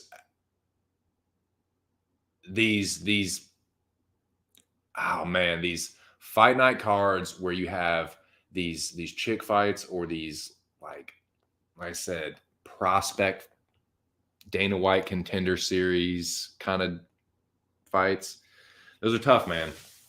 And those are the ones that make or break you in the Mecca. This is another one of those weeks. So what I want to do is, first of all, put this up.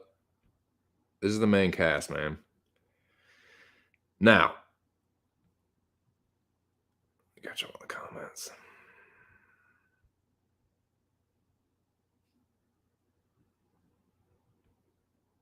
Yeah, I 100% agree. What's up, here? Salud. Says I'm on the comeback trail. Hey, man, best of luck this weekend. Yeah, this is perfect timing because I'm just about to talk about that. A lot of 50-50. I agree. You have Dober. Wouldn't you like to know? boxing is worse with decisions. I don't disagree with that. Man, I tell you what, speaking of bad decisions, I'm going to make this quick side note. Dude, go back and watch. Oh, we got Stearns. This might just be John Morgan. Yeah, I think it's John Morgan. I don't know, though. So anyway.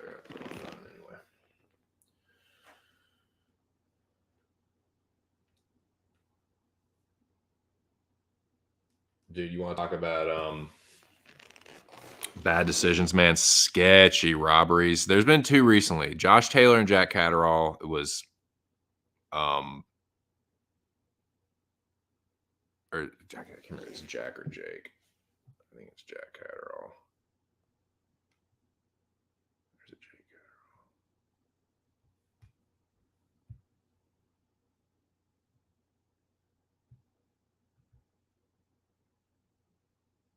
It's Jack Catterall. I was right. Yeah, Catterall was an egregious robbery. And dude, Dennis Hogan versus Jaime Munguia. Dennis Hogan got fucking robbed in that fight, dude. He was rocking Jaime Munguia's head back and forth. It is so crazy how good he looked versus Jaime Munguia, and then 6 months later, how horrible he looked versus Charlo. That was insane to me. Like, Hogan kind of looked like,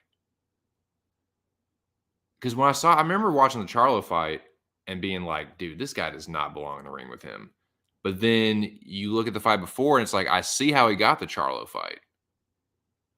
Originally, you just look at it in a vacuum, it's like, Dennis Hogan, who the fuck? Like, but then you look at the Jaime Munguia fight, and it's like, dude, he beat Jaime Munguia. I don't care what anybody says. He won that fight. But it was literally in, like, Monterey. Like, it was a hometown cooking. But, dude, that was bad. That was bad. So, yeah, I heard there's this dude on Twitter that I'm mutuals with. Shout out to him, Boxing JB or JB Boxing, something like that. But he had put up a good question, like, how do I think that a fight with Jaime Munguia and Charlo would go? They're both champions at 160. I think Charlo fuck him up and knock him out, dude. The way that Jaime was getting countered by Hogan, like Hogan was like slipping and ripping very like accurately and effectively. That's Charlo. Not only is Charlo accurate, but he got some fucking stank on those punches. I think Charlo knock him out. Anyway, that's what I think about that. But yeah, boxing, horrible. 2 of the worst decisions I've seen recently. Like I said, most recently, Jack Catterall and Josh Taylor. And then, yeah, go watch Dennis Hogan, Jaime Munguia if you want to see a horrible robbery. But yeah, anyway. Let's talk about this card. Let's talk about the Mecca. Let's talk about this card.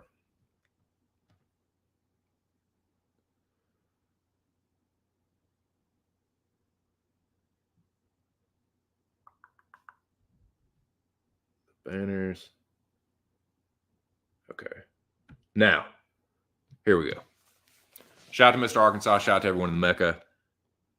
That's the main cast. Now, ears in here, and that's relevant because, like I said, ever-changing nature of the Mecca. What happened this past week was lost a player. Ark has been just, like I said, not missing a beat with these changes. Losing the last player opened up the door for 2 more people to get in. And that's what the twist was. The on-the-spot twist. Other than Mac and Slugger, everyone else that got eliminated is getting one last shot at redemption. Like I said, this is the craziest season so far. Fucking, so this is the people that are eligible to get back in. There's going to be a re-entry, boys. An atmospheric re-entry into the Mecca. You don't often get to cross the event horizon, escape the event horizon, and then cross back through again. It doesn't happen like that. That's not a good analogy, but dude, this is crazy. Like, but here we are. So these people up here on the screen are all eligible to get back in the game. The two people that score the highest are back in.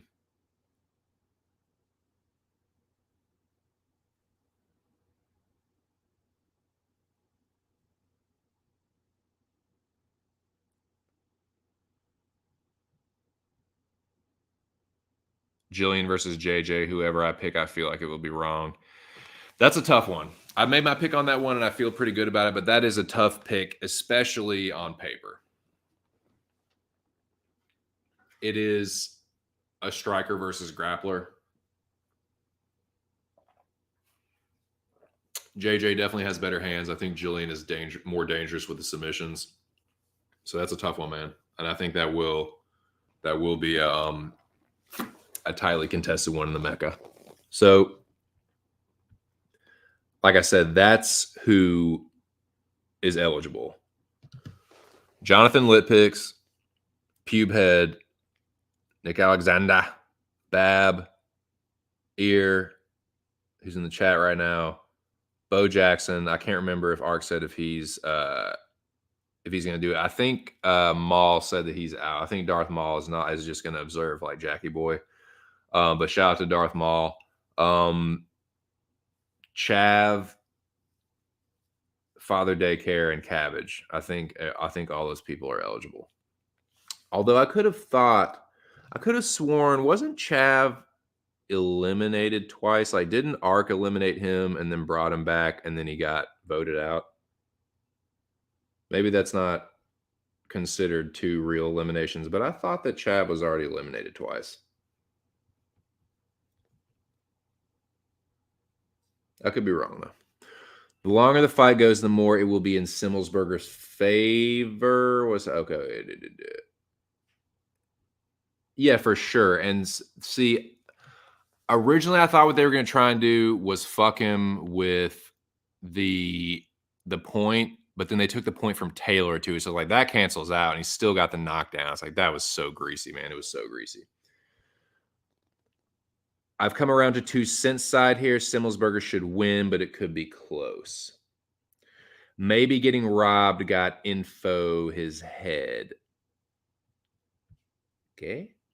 The longer the fight goes, the more will be in Simmelsberger's favor. Jacob's right or not a robbery. I'm gonna have to go back and look at that. I do like boxing a lot. I'm actually going to start getting more back into boxing more, but that's another story for another time. Like the over 2.5 in Jillian JJ. Now, let's get into the nitty gritty of some of these fights here and the ones that I think are going to be, like I said, highly contested in the Mecca. And then we're just kind of killing time right now talking about the Mecca until these stare downs, and then we'll pick back up on that. But I do have to be done by 2:30 because Hogs are playing LSU. We are going to beat them motherfuckers. And we're going to put some motherfuckers on notice, dude. Hogs going to make a deep run again. We were in the Elite Eight. We're going all the way this year. Not only are we getting to the Final Four, we're fucking winning this tournament. But yeah, another story that we will talk about another time. But the Mecca.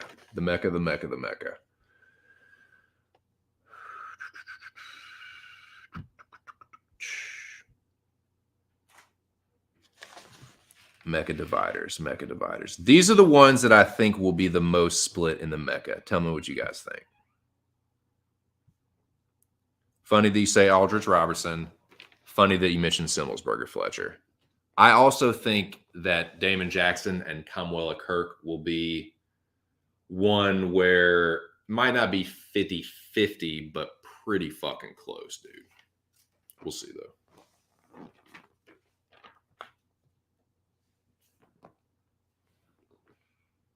See what you guys think about that.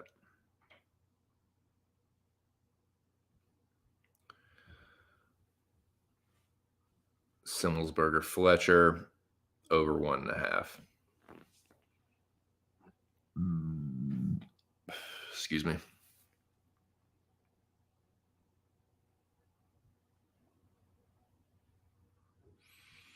So yeah, I'm not saying who you guys picking. Obviously, people that are people that are in the Mecca, I mean, you may or may not want to reveal your picks. It's totally up to you. But I will probably, well, I definitely will give a couple picks.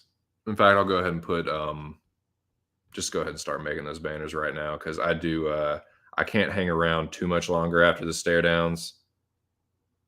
But I will give a couple picks after that.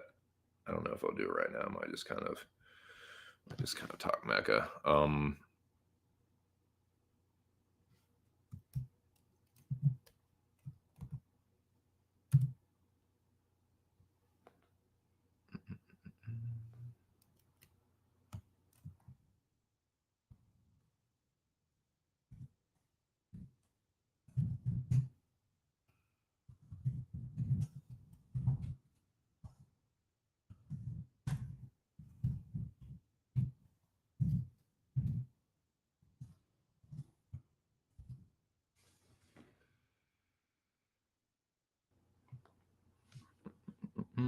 Shout out to the 5 people in the building. So yeah, if you're just joining me, talking some Mecca. In case you didn't see the weigh-ins, everyone made weight, dude. There are a couple of people that looked rough, a couple of people that looked really good. I thought that Terence McKinney and Marlon Moraes looked the best. I think that Alex Pereira and Drew Dober looked the worst.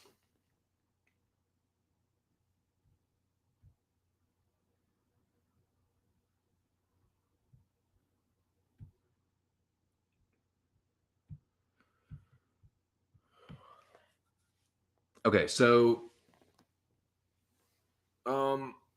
yeah, man, I'll make it interesting, dude. So one of the picks, the free picks that I'll give you, and this will be my Mecca pick, just like last week with Jalen Turner. I fucking told you guys he was going to smoke Jamie Malarkey. Didn't happen as quick as I thought it would. Like Lobby Queen said, he did fight for your money, but not successfully. It ended the way I thought it would. Pretty much exactly how I thought it would. But yeah, this is another one. This is another free pick I'm gonna give you. I guess originally I was gonna wait till after the stare downs, but considering how much I like to ramble and I don't have a whole lot of time afterwards, fuck it. I'll just go ahead and give it now. I feel like this shit's gonna start in about 10 minutes here.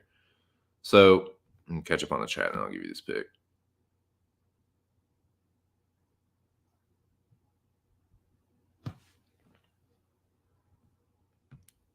Irrelevant, but Chaos Matt Brown would be a good fight. It's not irrelevant. That'd be a good fight, dude. Simmelsberger KO'd Nick Diaz. Yeah, he KO'd his old bud. Yep, gonna give you old freebie here, Lobby Queen. What was he supposed to do? Yeah, exactly. Only person I remember missing weight this whole year was Zhu Rong, who clearly did it on purpose. Yeah. Fucking Zhu Rong. That dude pissed me off. Now they gave him one of Dana's favorite off contender series with the flying knee. Yeah. Yeah, Fletcher. All right, yeah, look alive, boys. Look alive. All right, here we go. I will give you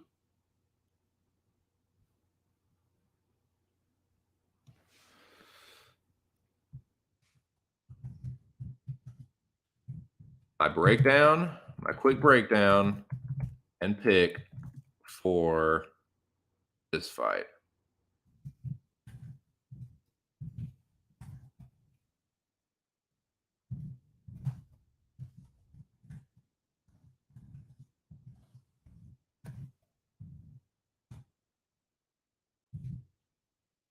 All right, here we go. Never mind. It beat me to it. Nice. Well, we'll get to this afterwards. Here we go. Stare down time, boys.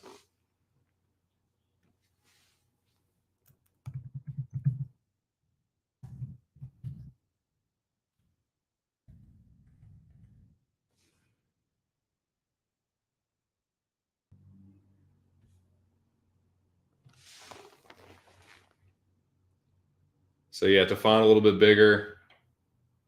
They both look confident, smiling. Tafon a little bit more stoic. Azamat kind of had a wry grin on. But yeah, here we go. Canetti and Moutinho. Like I said before, I thought Moutinho was one of the rougher looking fighters, but Moutinho is a good bit taller than Canetti, man. He's a good bit bigger. Guido's a little bit thicker, but yeah, Martinez a little bit bigger than Kennedy than I thought he would. Which, I mean, I guess it's like, it was kind of I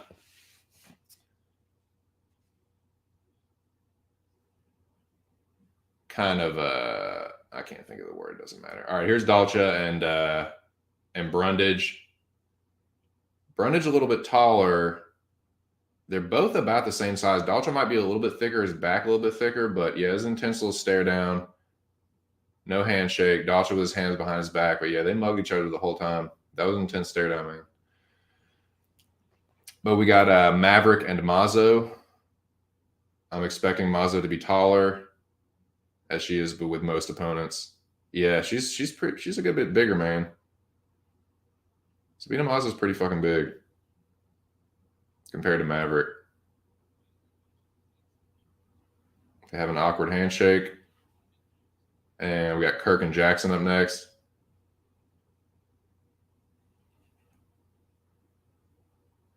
So they are about the same size.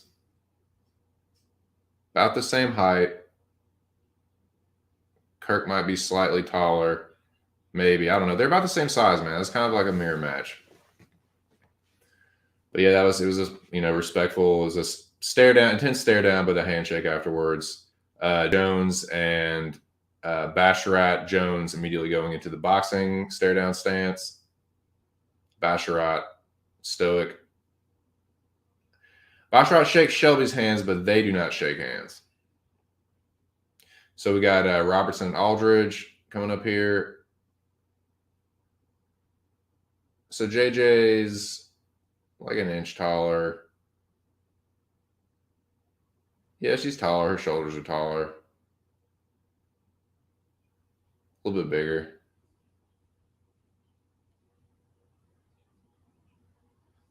But for some reason, I thought that that Roberson was going to be a lot smaller for some reason. Man, Simmelsberger is a good bit bigger than Fletcher here. Fletcher's a little bit thicker, a little bit more muscular, but yeah, Simmelsberger is like getting close to towering over him.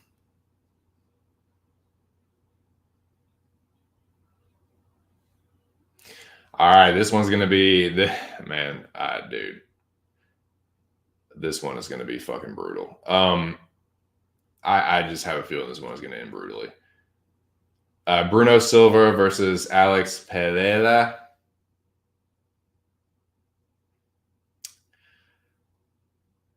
Dude, Alex Pereira is fucking huge next to Bruno Silva.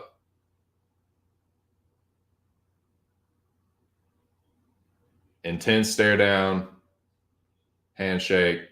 Pereira gives a flex. Dude, Pereira is massive next to Bruno Silva. Like I said, dude, he used to defend the Glory light heavyweight belt. T-Rex and Dober have a super awkward handshake here. Mckinney a good bit bigger, like I thought he would be. Friendly but awkward. Very awkward, but anyway. All right, Baby K and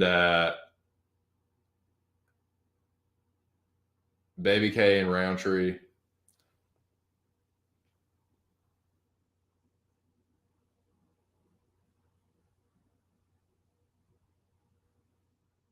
About the same size. Khalil just a little bit thicker. They're saying something to each other. Roberson said something to him, and Khalil just like nodded his head. That's going to be a good one, though, man. All right, Leroy and Super Sadiq. Nice.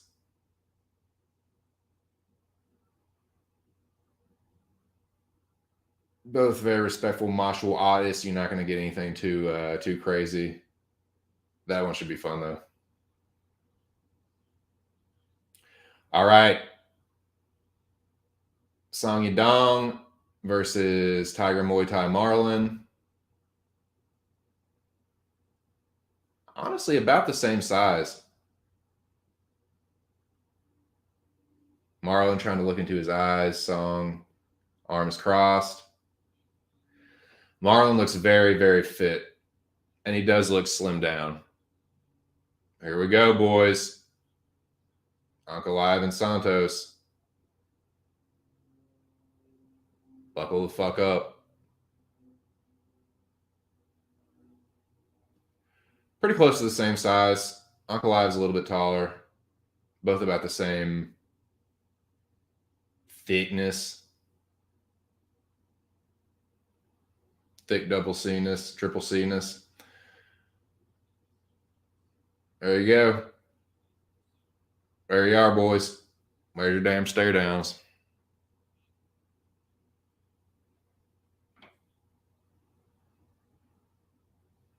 Stick around. We have an announcement. Okay, Jeff Nowitzki's coming out, the Golden Snitch.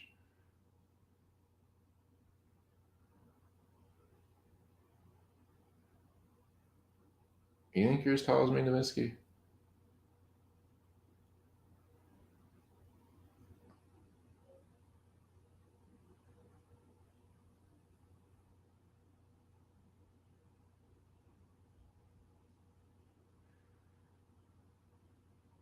Okay, so they're presenting 50 perfect tests jackets. So these are all people these are like clean fighters. They're the ones that have tested clean over 50 times.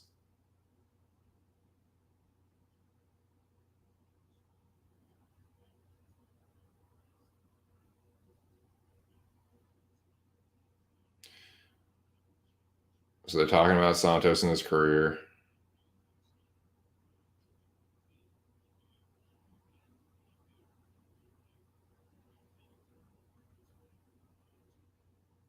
$52, so 51 perfect tests.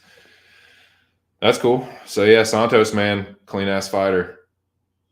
Been in the UFC for a long fucking time. So yeah, they give him this like varsity Letterman's jacket. Pretty slick, dude. Thiago Maheta Santos. Clean fighter, man.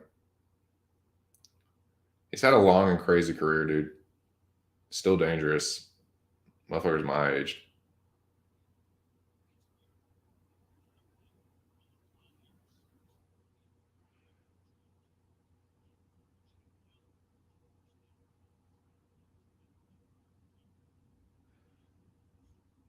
Oh, so Glover's up here, man. I mean, is anybody really shocked that Glover's clean? I mean, the guy's one of the most likable everymen, salt of the earth. It's still like, yeah, that's a shock to no one. Glover's clean? Holy shit. You know. But yeah, man, you can't hate the guy, man. Shout out to Glover.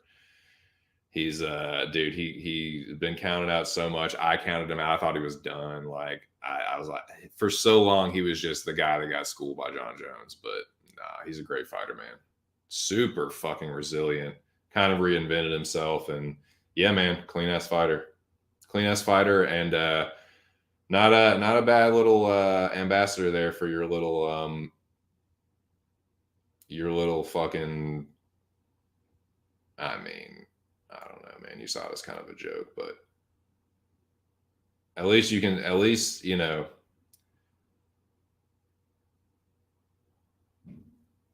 I do truly believe that both these guys are clean. Yes, you saw it as a joke. Yes. The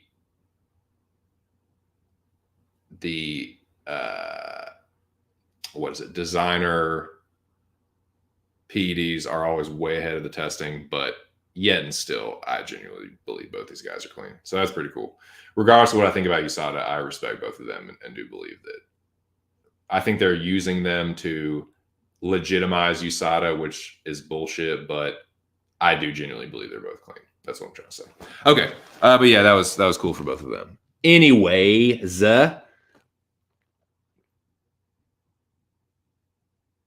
I jumped on the Guido Express. What makes you say that? These old dudes been working out for me. Guido decision, I might. Turner Vise from Pereira looked rough at the weigh-ins, but at this point he knows what he's doing. I would pick Marlon if Yadong's chin doesn't seem uncrackable. Do I really? Do I really what?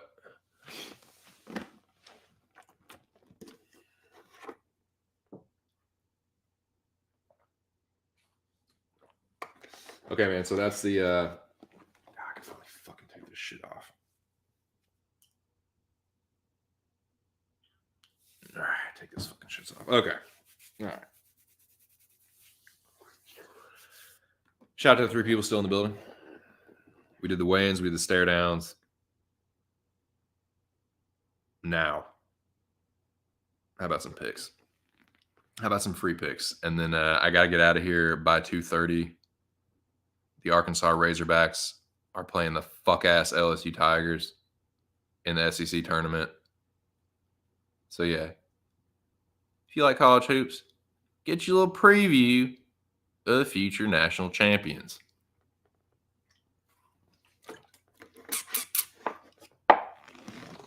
Yeah, Hog's making a real deep. Hog's making the deepest run this week. Mazzo looked big next to Maverick. She definitely looked bigger. Maverick has size where it counts. Gambling on basketball. If you do, I mean, I don't gamble, period. But shit, if I did, I'd definitely bet on the Hogs. I know that. All right, let's get back to some picks. Let's get back to these picks. I gave 2 last week. I'll give 2 this week. One of them is actually one of the fights that I think will be a mecha divider.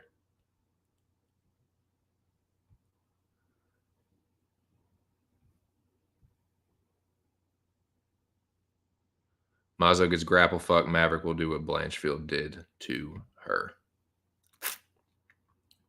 These are the fights that I think will be most highly contested. You can add a few more in there. And yeah, please let me know what fight, especially if you're in the Mecca, and even if you're not, what fight do you think will be? It doesn't even have to be strictly the Mecca, like Lobby Queen. Which of these is like the toughest fight to pick to you?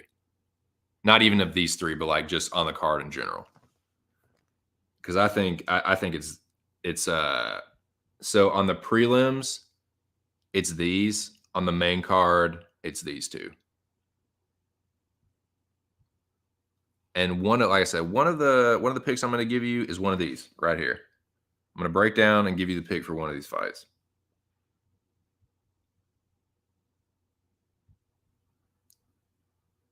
Okay, let me make the banner.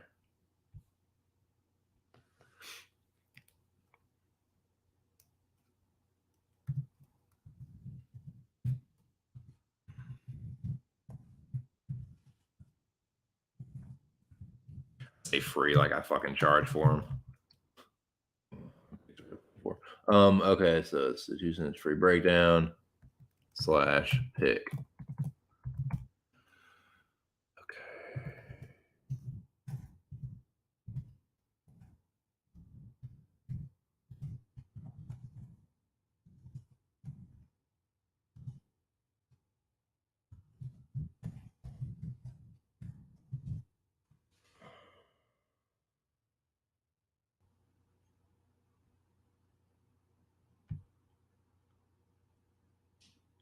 Okay.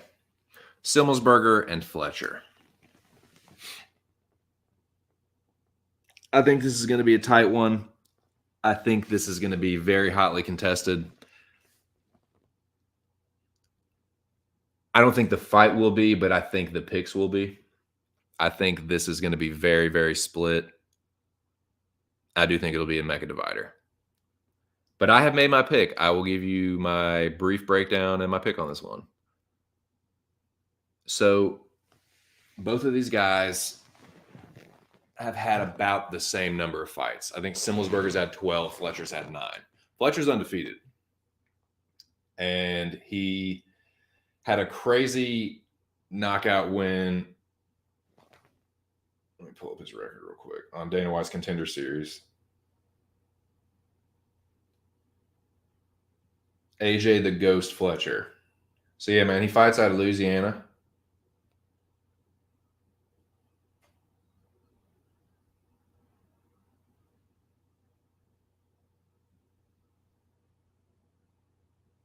So yeah, he knocked out Leonardo Damiani. I think is how you pronounce him. Damiani with a flying knee in the Contender Series. That was his last fight. He's fighting Simmelsberger, who, like I said, he's had a few more fights. And his last 4 have been in the UFC. I'll give you the brief breakdown now. It's not going to be a long one. And I can't really give you the breakdown without giving you the fucking pick. This one I don't think this fight is going to go very long. If it gets out of the first round, it's definitely going to end in the second, in my opinion. Could be wrong. I could be wrong. This is certainly not gambling advice. And this is just, if you want to cuck this pick, do it at your own fucking risk. But this is my breakdown pick.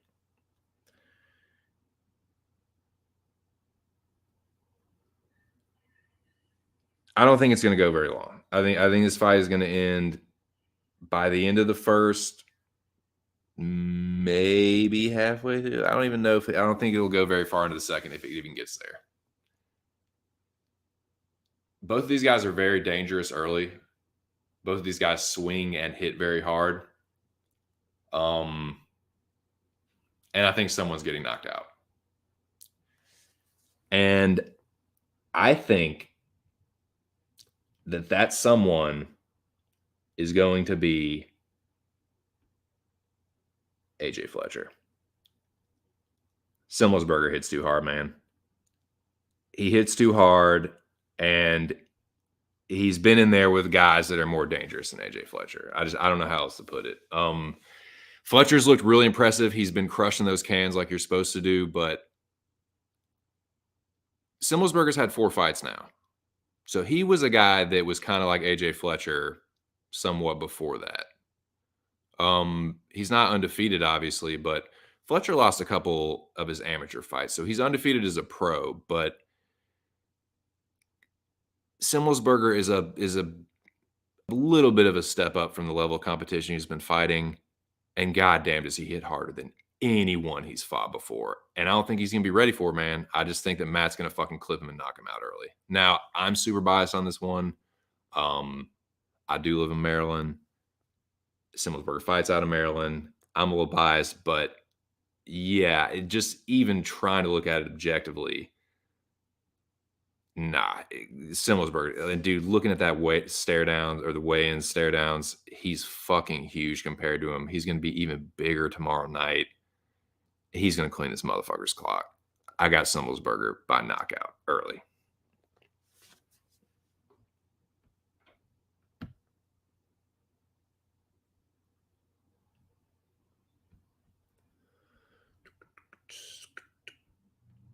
Okay. I don't gamble on college basketball, only NBA playoffs. That's I don't really, well, my team's the fucking Magic and we're the worst team. So I don't really pay attention to the NBA unless it's playoff times anyway, but not Guido, Mutino.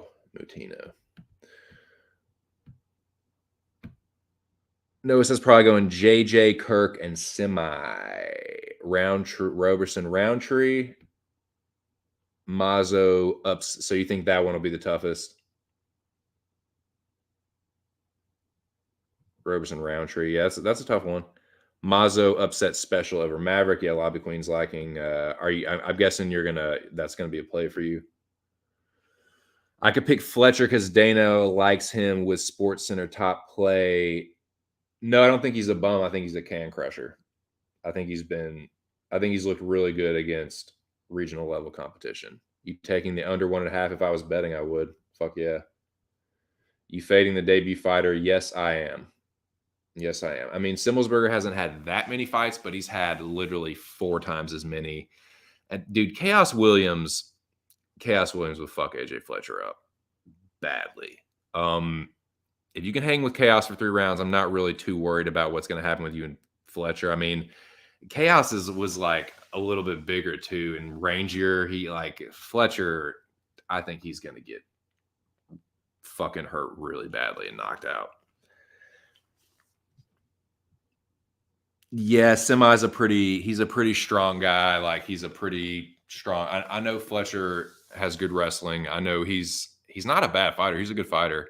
I just think he's a little green for a dude that's had not that many more total fights, but 4 more UFC fights. Against some of it's like, yeah, he's crushing some cans too, like, but they're UFC level cans.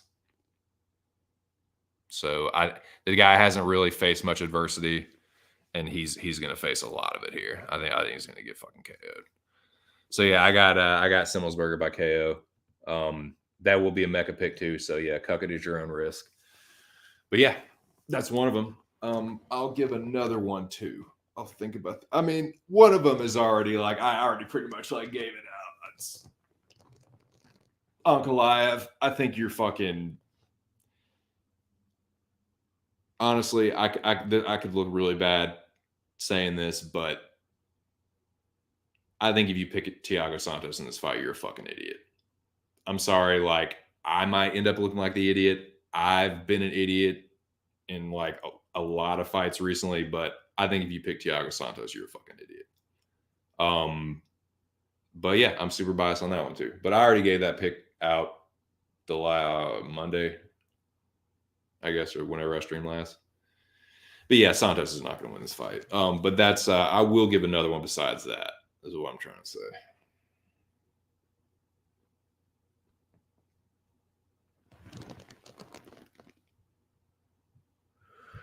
For every O'Malley from the Contender Series, there's like 20. I know, man. Has someone been tracking Contender Series fighters? That would be really interesting now that you say that. I would like to know. I would like to know the stats on some of these guys. The win-loss stats on debuting Contender Series fighters. Probably be that hard to track. You just have to go back. It would take a little bit. You'd have to go back and look through all the fight cards. What Contender Series has been 5-6 years now? It started in 2017, right? So it wouldn't be that long. You go back and look through 5 years of fight cards.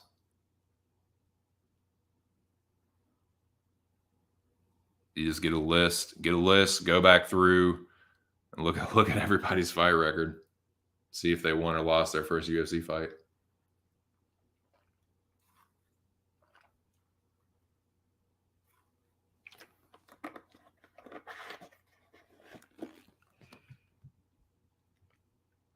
Good Lord.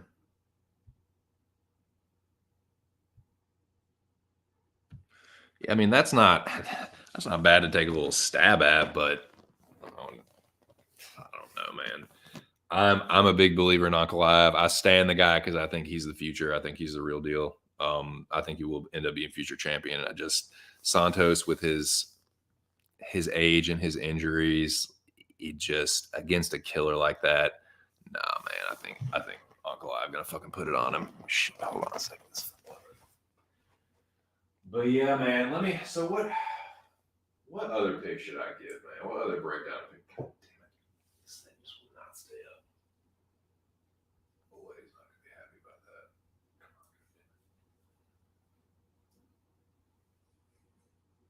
Sweet. All right, cool. Sorry, this little plant thing. My wife put these air plants on top of these pictures, and they look really cool, but sometimes they don't. Sometimes they like fall over. But I got it to stay back up. All right. What was I saying? Which other pick should I give?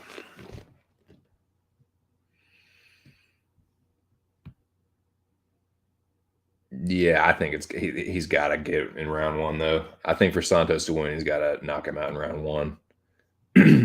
So let me look at this card, man. Let me look at this fight card and see if there's another juicy little pick to give. Okay, what is this?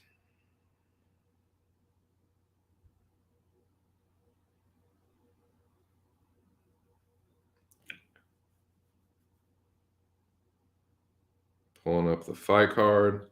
Shout out to the 3 people still hanging tough in the building.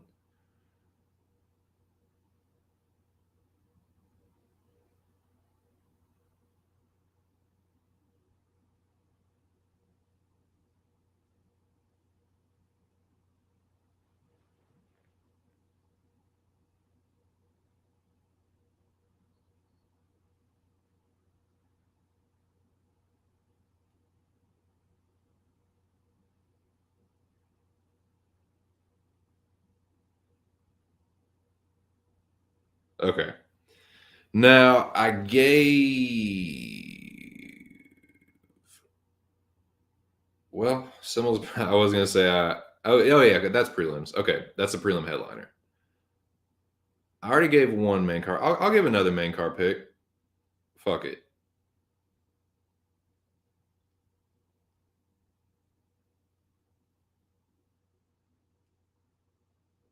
Okay, which one of the? I'll get. I'll give. I'm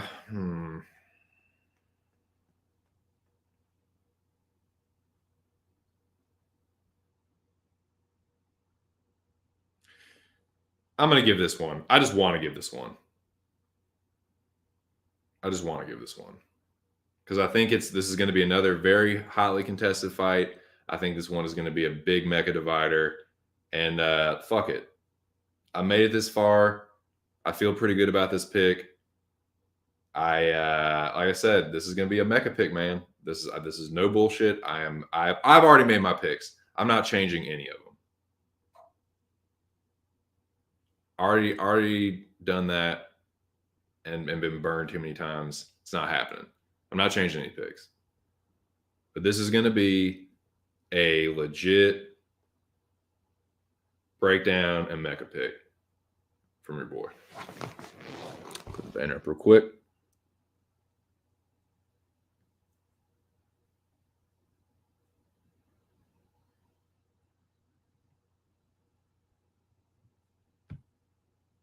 Shout out to the 4 people in the building. If you're just joining me, I just recently gave my Simmelsberger versus Fletcher pick. I'm not going to give you another one.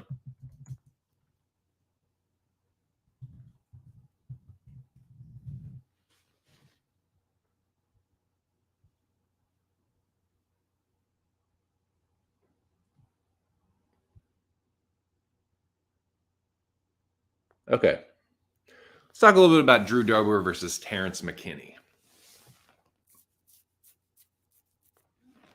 Shall we?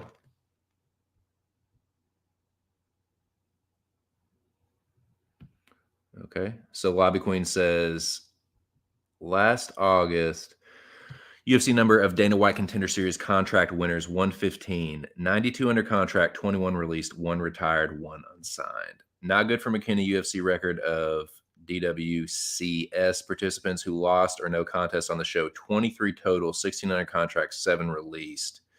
So the record's 23 and 32, 2 no contests for a 0.4. So like a 40% win percentage as of last August. So little stats for you. Appreciate that, Lobby Queen. And any legwork you had to do on that. Appreciate it. So this is a breakdown for this fight, basically, for me.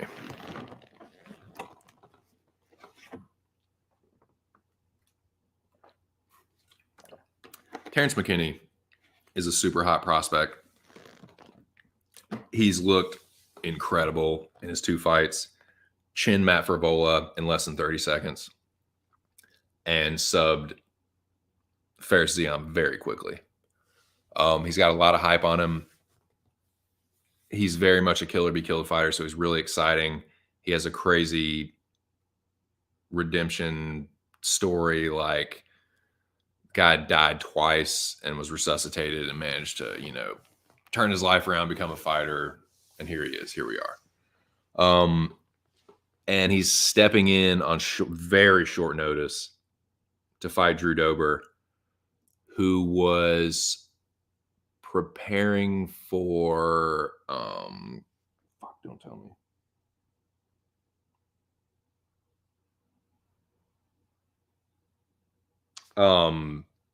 Rick Glenn. Believe he was preparing for Rick Glenn. So I can't remember if Glenn got hurt or it was COVID or what, but in steps McKinney on short notice, and we got this fight. So the breakdown of the fight itself, I think that McKinney is the better wrestler. Dober is the better striker. McKinney's probably more dangerous than Dober with the submissions, but Dober isn't totally. I think Dober has a purple belt. I think he's not what you'd call a submission guy, but he has decent offensive submissions, I feel like, but he's not what you'd call a submission artist by any means. He's a kickboxer. That's how he wins his fights, with his hands and his feet sometimes, but I think the Dober is a better striker. The first round is really, really gonna be the meat and potatoes of this fight, because McKinney is so explosive and can be very unpredictable. He's a very spazzy fighter. He's a guy that's he's like Brandon Royval and Randy Costa on crack if they had their DNA like spliced together. Like that's kind of what it reminds me of.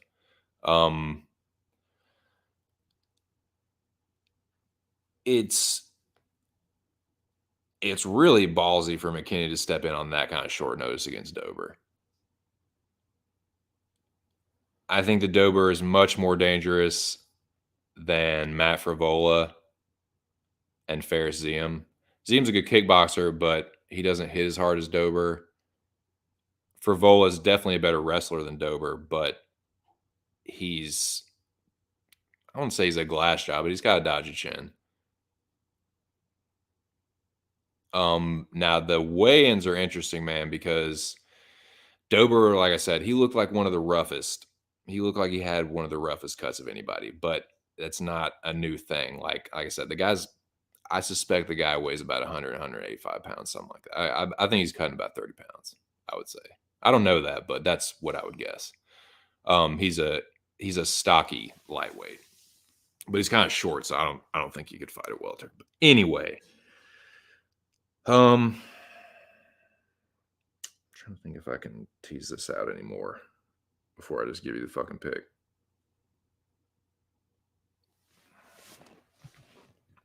I'm going to type in the pick and then I'll tell you why.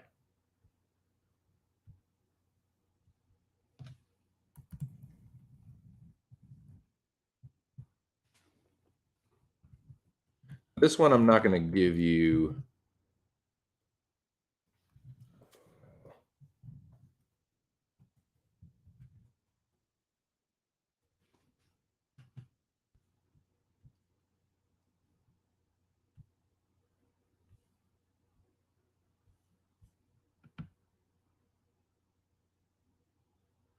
Okay, man, so this is how I think this fight's going to go. I think that Terence McKinney is going to come out early and taking the fight on short notice. I don't know, man. I think you can look at it two ways. Like maybe, he knows he's taking it on short notice. He'll conserve his energy. The way that dude fights, I don't fucking think so. I think he's going to come out guns blazing and take his shot and go for the kill.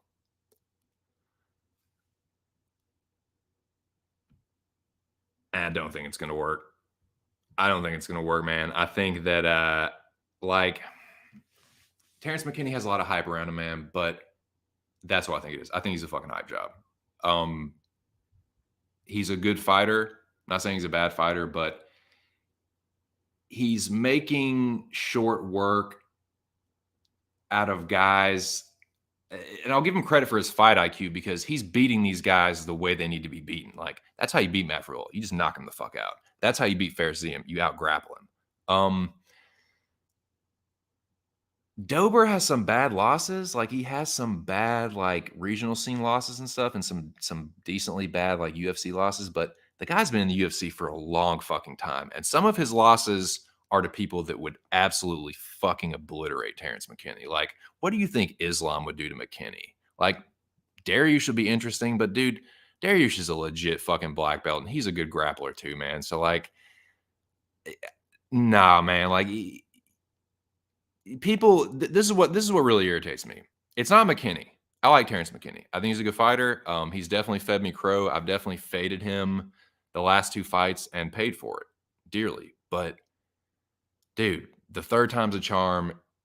He's a very likable guy. I get why people support him and back him.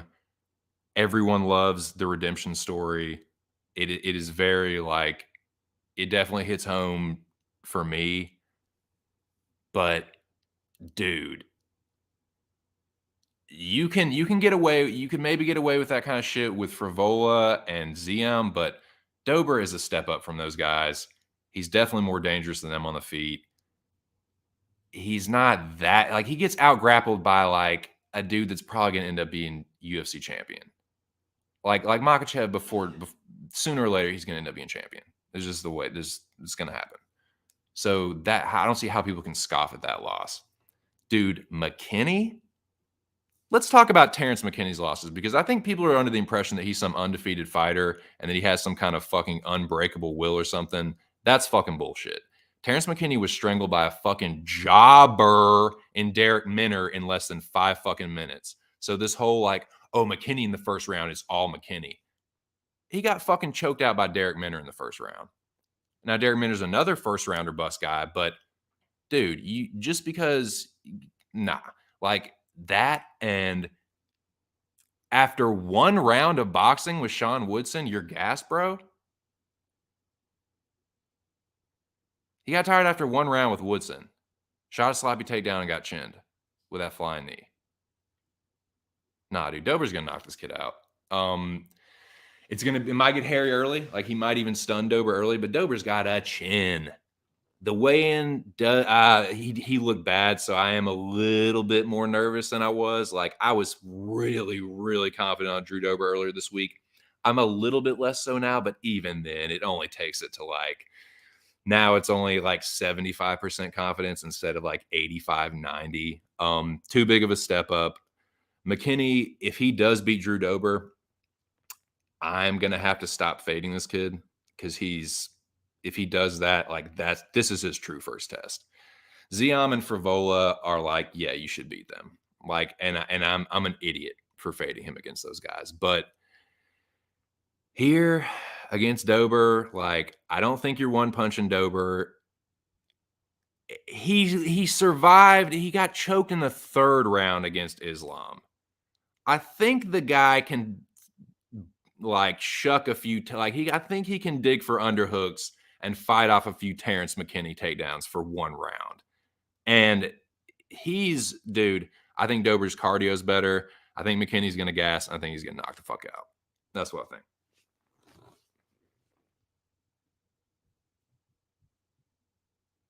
This is yeah, I think live bet Dober after round 1. I mean, if you're asking me my opinion, probably it might be a first round knockout for Dober though, dude. Like McKinney might start gassing. Like I think it'll depend on when the fight ends. I think will depend on how McKinney approaches it. If McKinney goes out guns blazing, like swinging for the fences and like just diving for his ankles and Dober fights him off, he might end up gassing earlier than 2. Dober's dangerous early, man. Like Dober dropped Riddell early.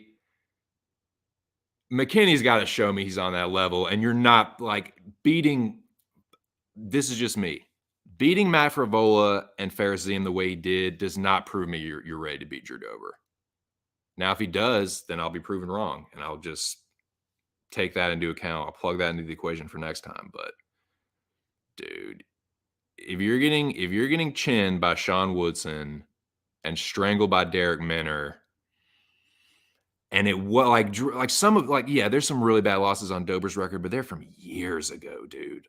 Like McKinney, he's still got a few more bad losses a coming, and I think one of them's a coming tomorrow night. I think Drew Dober's gonna knock him the fuck out. So yeah. But yeah, that's there goes my notes, and there go my picks. So yeah, boys, that's I think that's gonna be it for the stream. I gotta get going.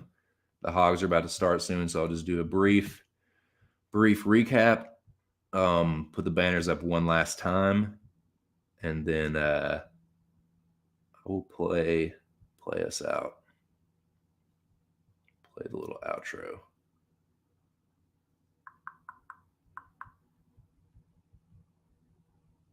I want to thank everybody for joining me today. I think we had 6 people in here at one point. Might have been 7 at one point, but that's not too bad. But yeah, once again, these are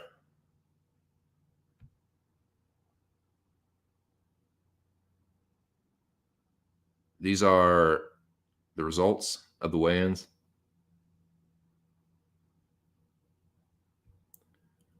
This is who I think looked good.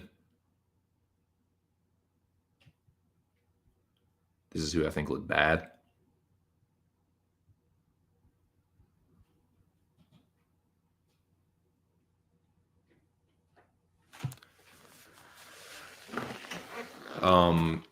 And we did talk about the Mecca. Didn't talk as much about the Mecca itself as I wanted to, but did talk about the basic structure of this week. This is the main cast.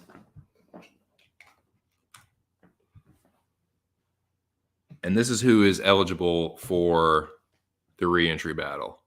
So best of luck to everyone that's fighting to get back in the Mecca for re-entry.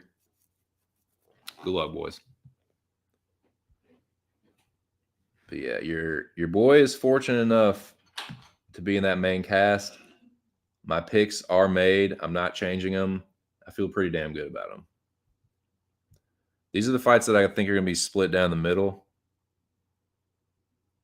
for the prelims and the main card.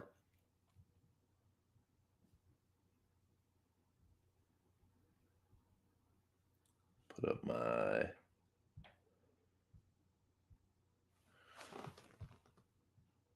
These are my free picks that I gave today.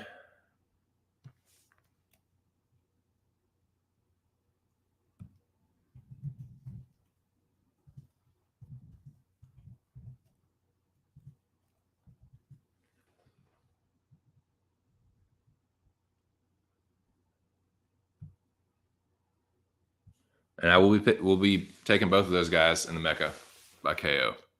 Don't know what round yet exactly, but yeah. Yeah, I like both of them by knockout. So yeah, it was a good stream. It went pretty smoothly for the most part. Computer ran fine. Yeah, I think that just about wraps it up, boys. I got to get going here. Arkansas Razorbacks are about to play the LSU Tigers in the SEC tournament. Let's go Hogs. Woo Pig.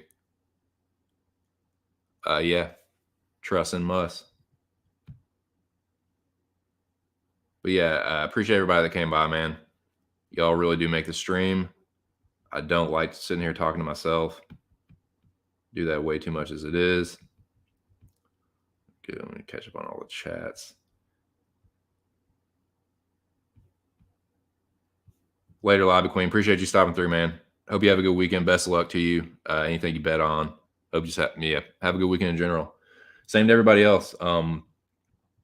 Noah, the General, Jobber Cage. Yeah,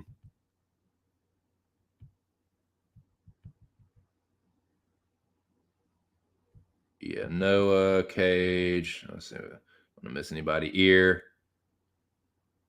in here for a little while. Shout out to him. The General, of course. Be remiss if I left out Unity. Shout out to Cardone. Safe travels. Enjoy your layover in California. Yeah, shout out to you guys, man. I hope you all have a good weekend. Best of luck to everyone that's still in the Mecca, dude. Still going on. But yeah, about to watch these Hogs go whoop LSU's ass. And one last time, I will put this up. Best of luck to everyone fighting for re-entry, man. That's really fucking cool that that's possible now. So yeah, best of luck to you boys. This season has been the craziest. Shout out to Mr. Arkansas. Ark, dude, this season has been fucking awesome. I think it's been the best one yet. And yeah, loving all the changes. And it's crazy, dude. It's definitely been some adjusting, but yeah, I'm coming for the title, man. I'm winning this season. This is the main cast. It's everyone that's left. So yeah, best of luck, boys. And yeah, big thank you and shout out to everybody that came through. Yeah, hope you all have a good one, man. Have a good weekend. And that will pretty much do it for me. Get these jams ready one last time. Like I said, the link for this song, the channel that the song came from, and also this artist's YouTube channel are all in. I'm going to put it on the screen, and it's also in the description. But yeah, thanks again, guys. This is a good stream, a great stream even. And I will be back next week for another one. I'll be back on Monday, talk about what happened in the Mecca. Best of luck to everybody. Shout out to Mr. Arkansas. Shout out to all you guys. Yeah, man, this has been bit. This has been just my 2 cents, and I'm just stuttering through this. Nah, man, thanks again. Have a good weekend, boys. This has been just my 2 cents, and I'll catch you on the next one. Peace!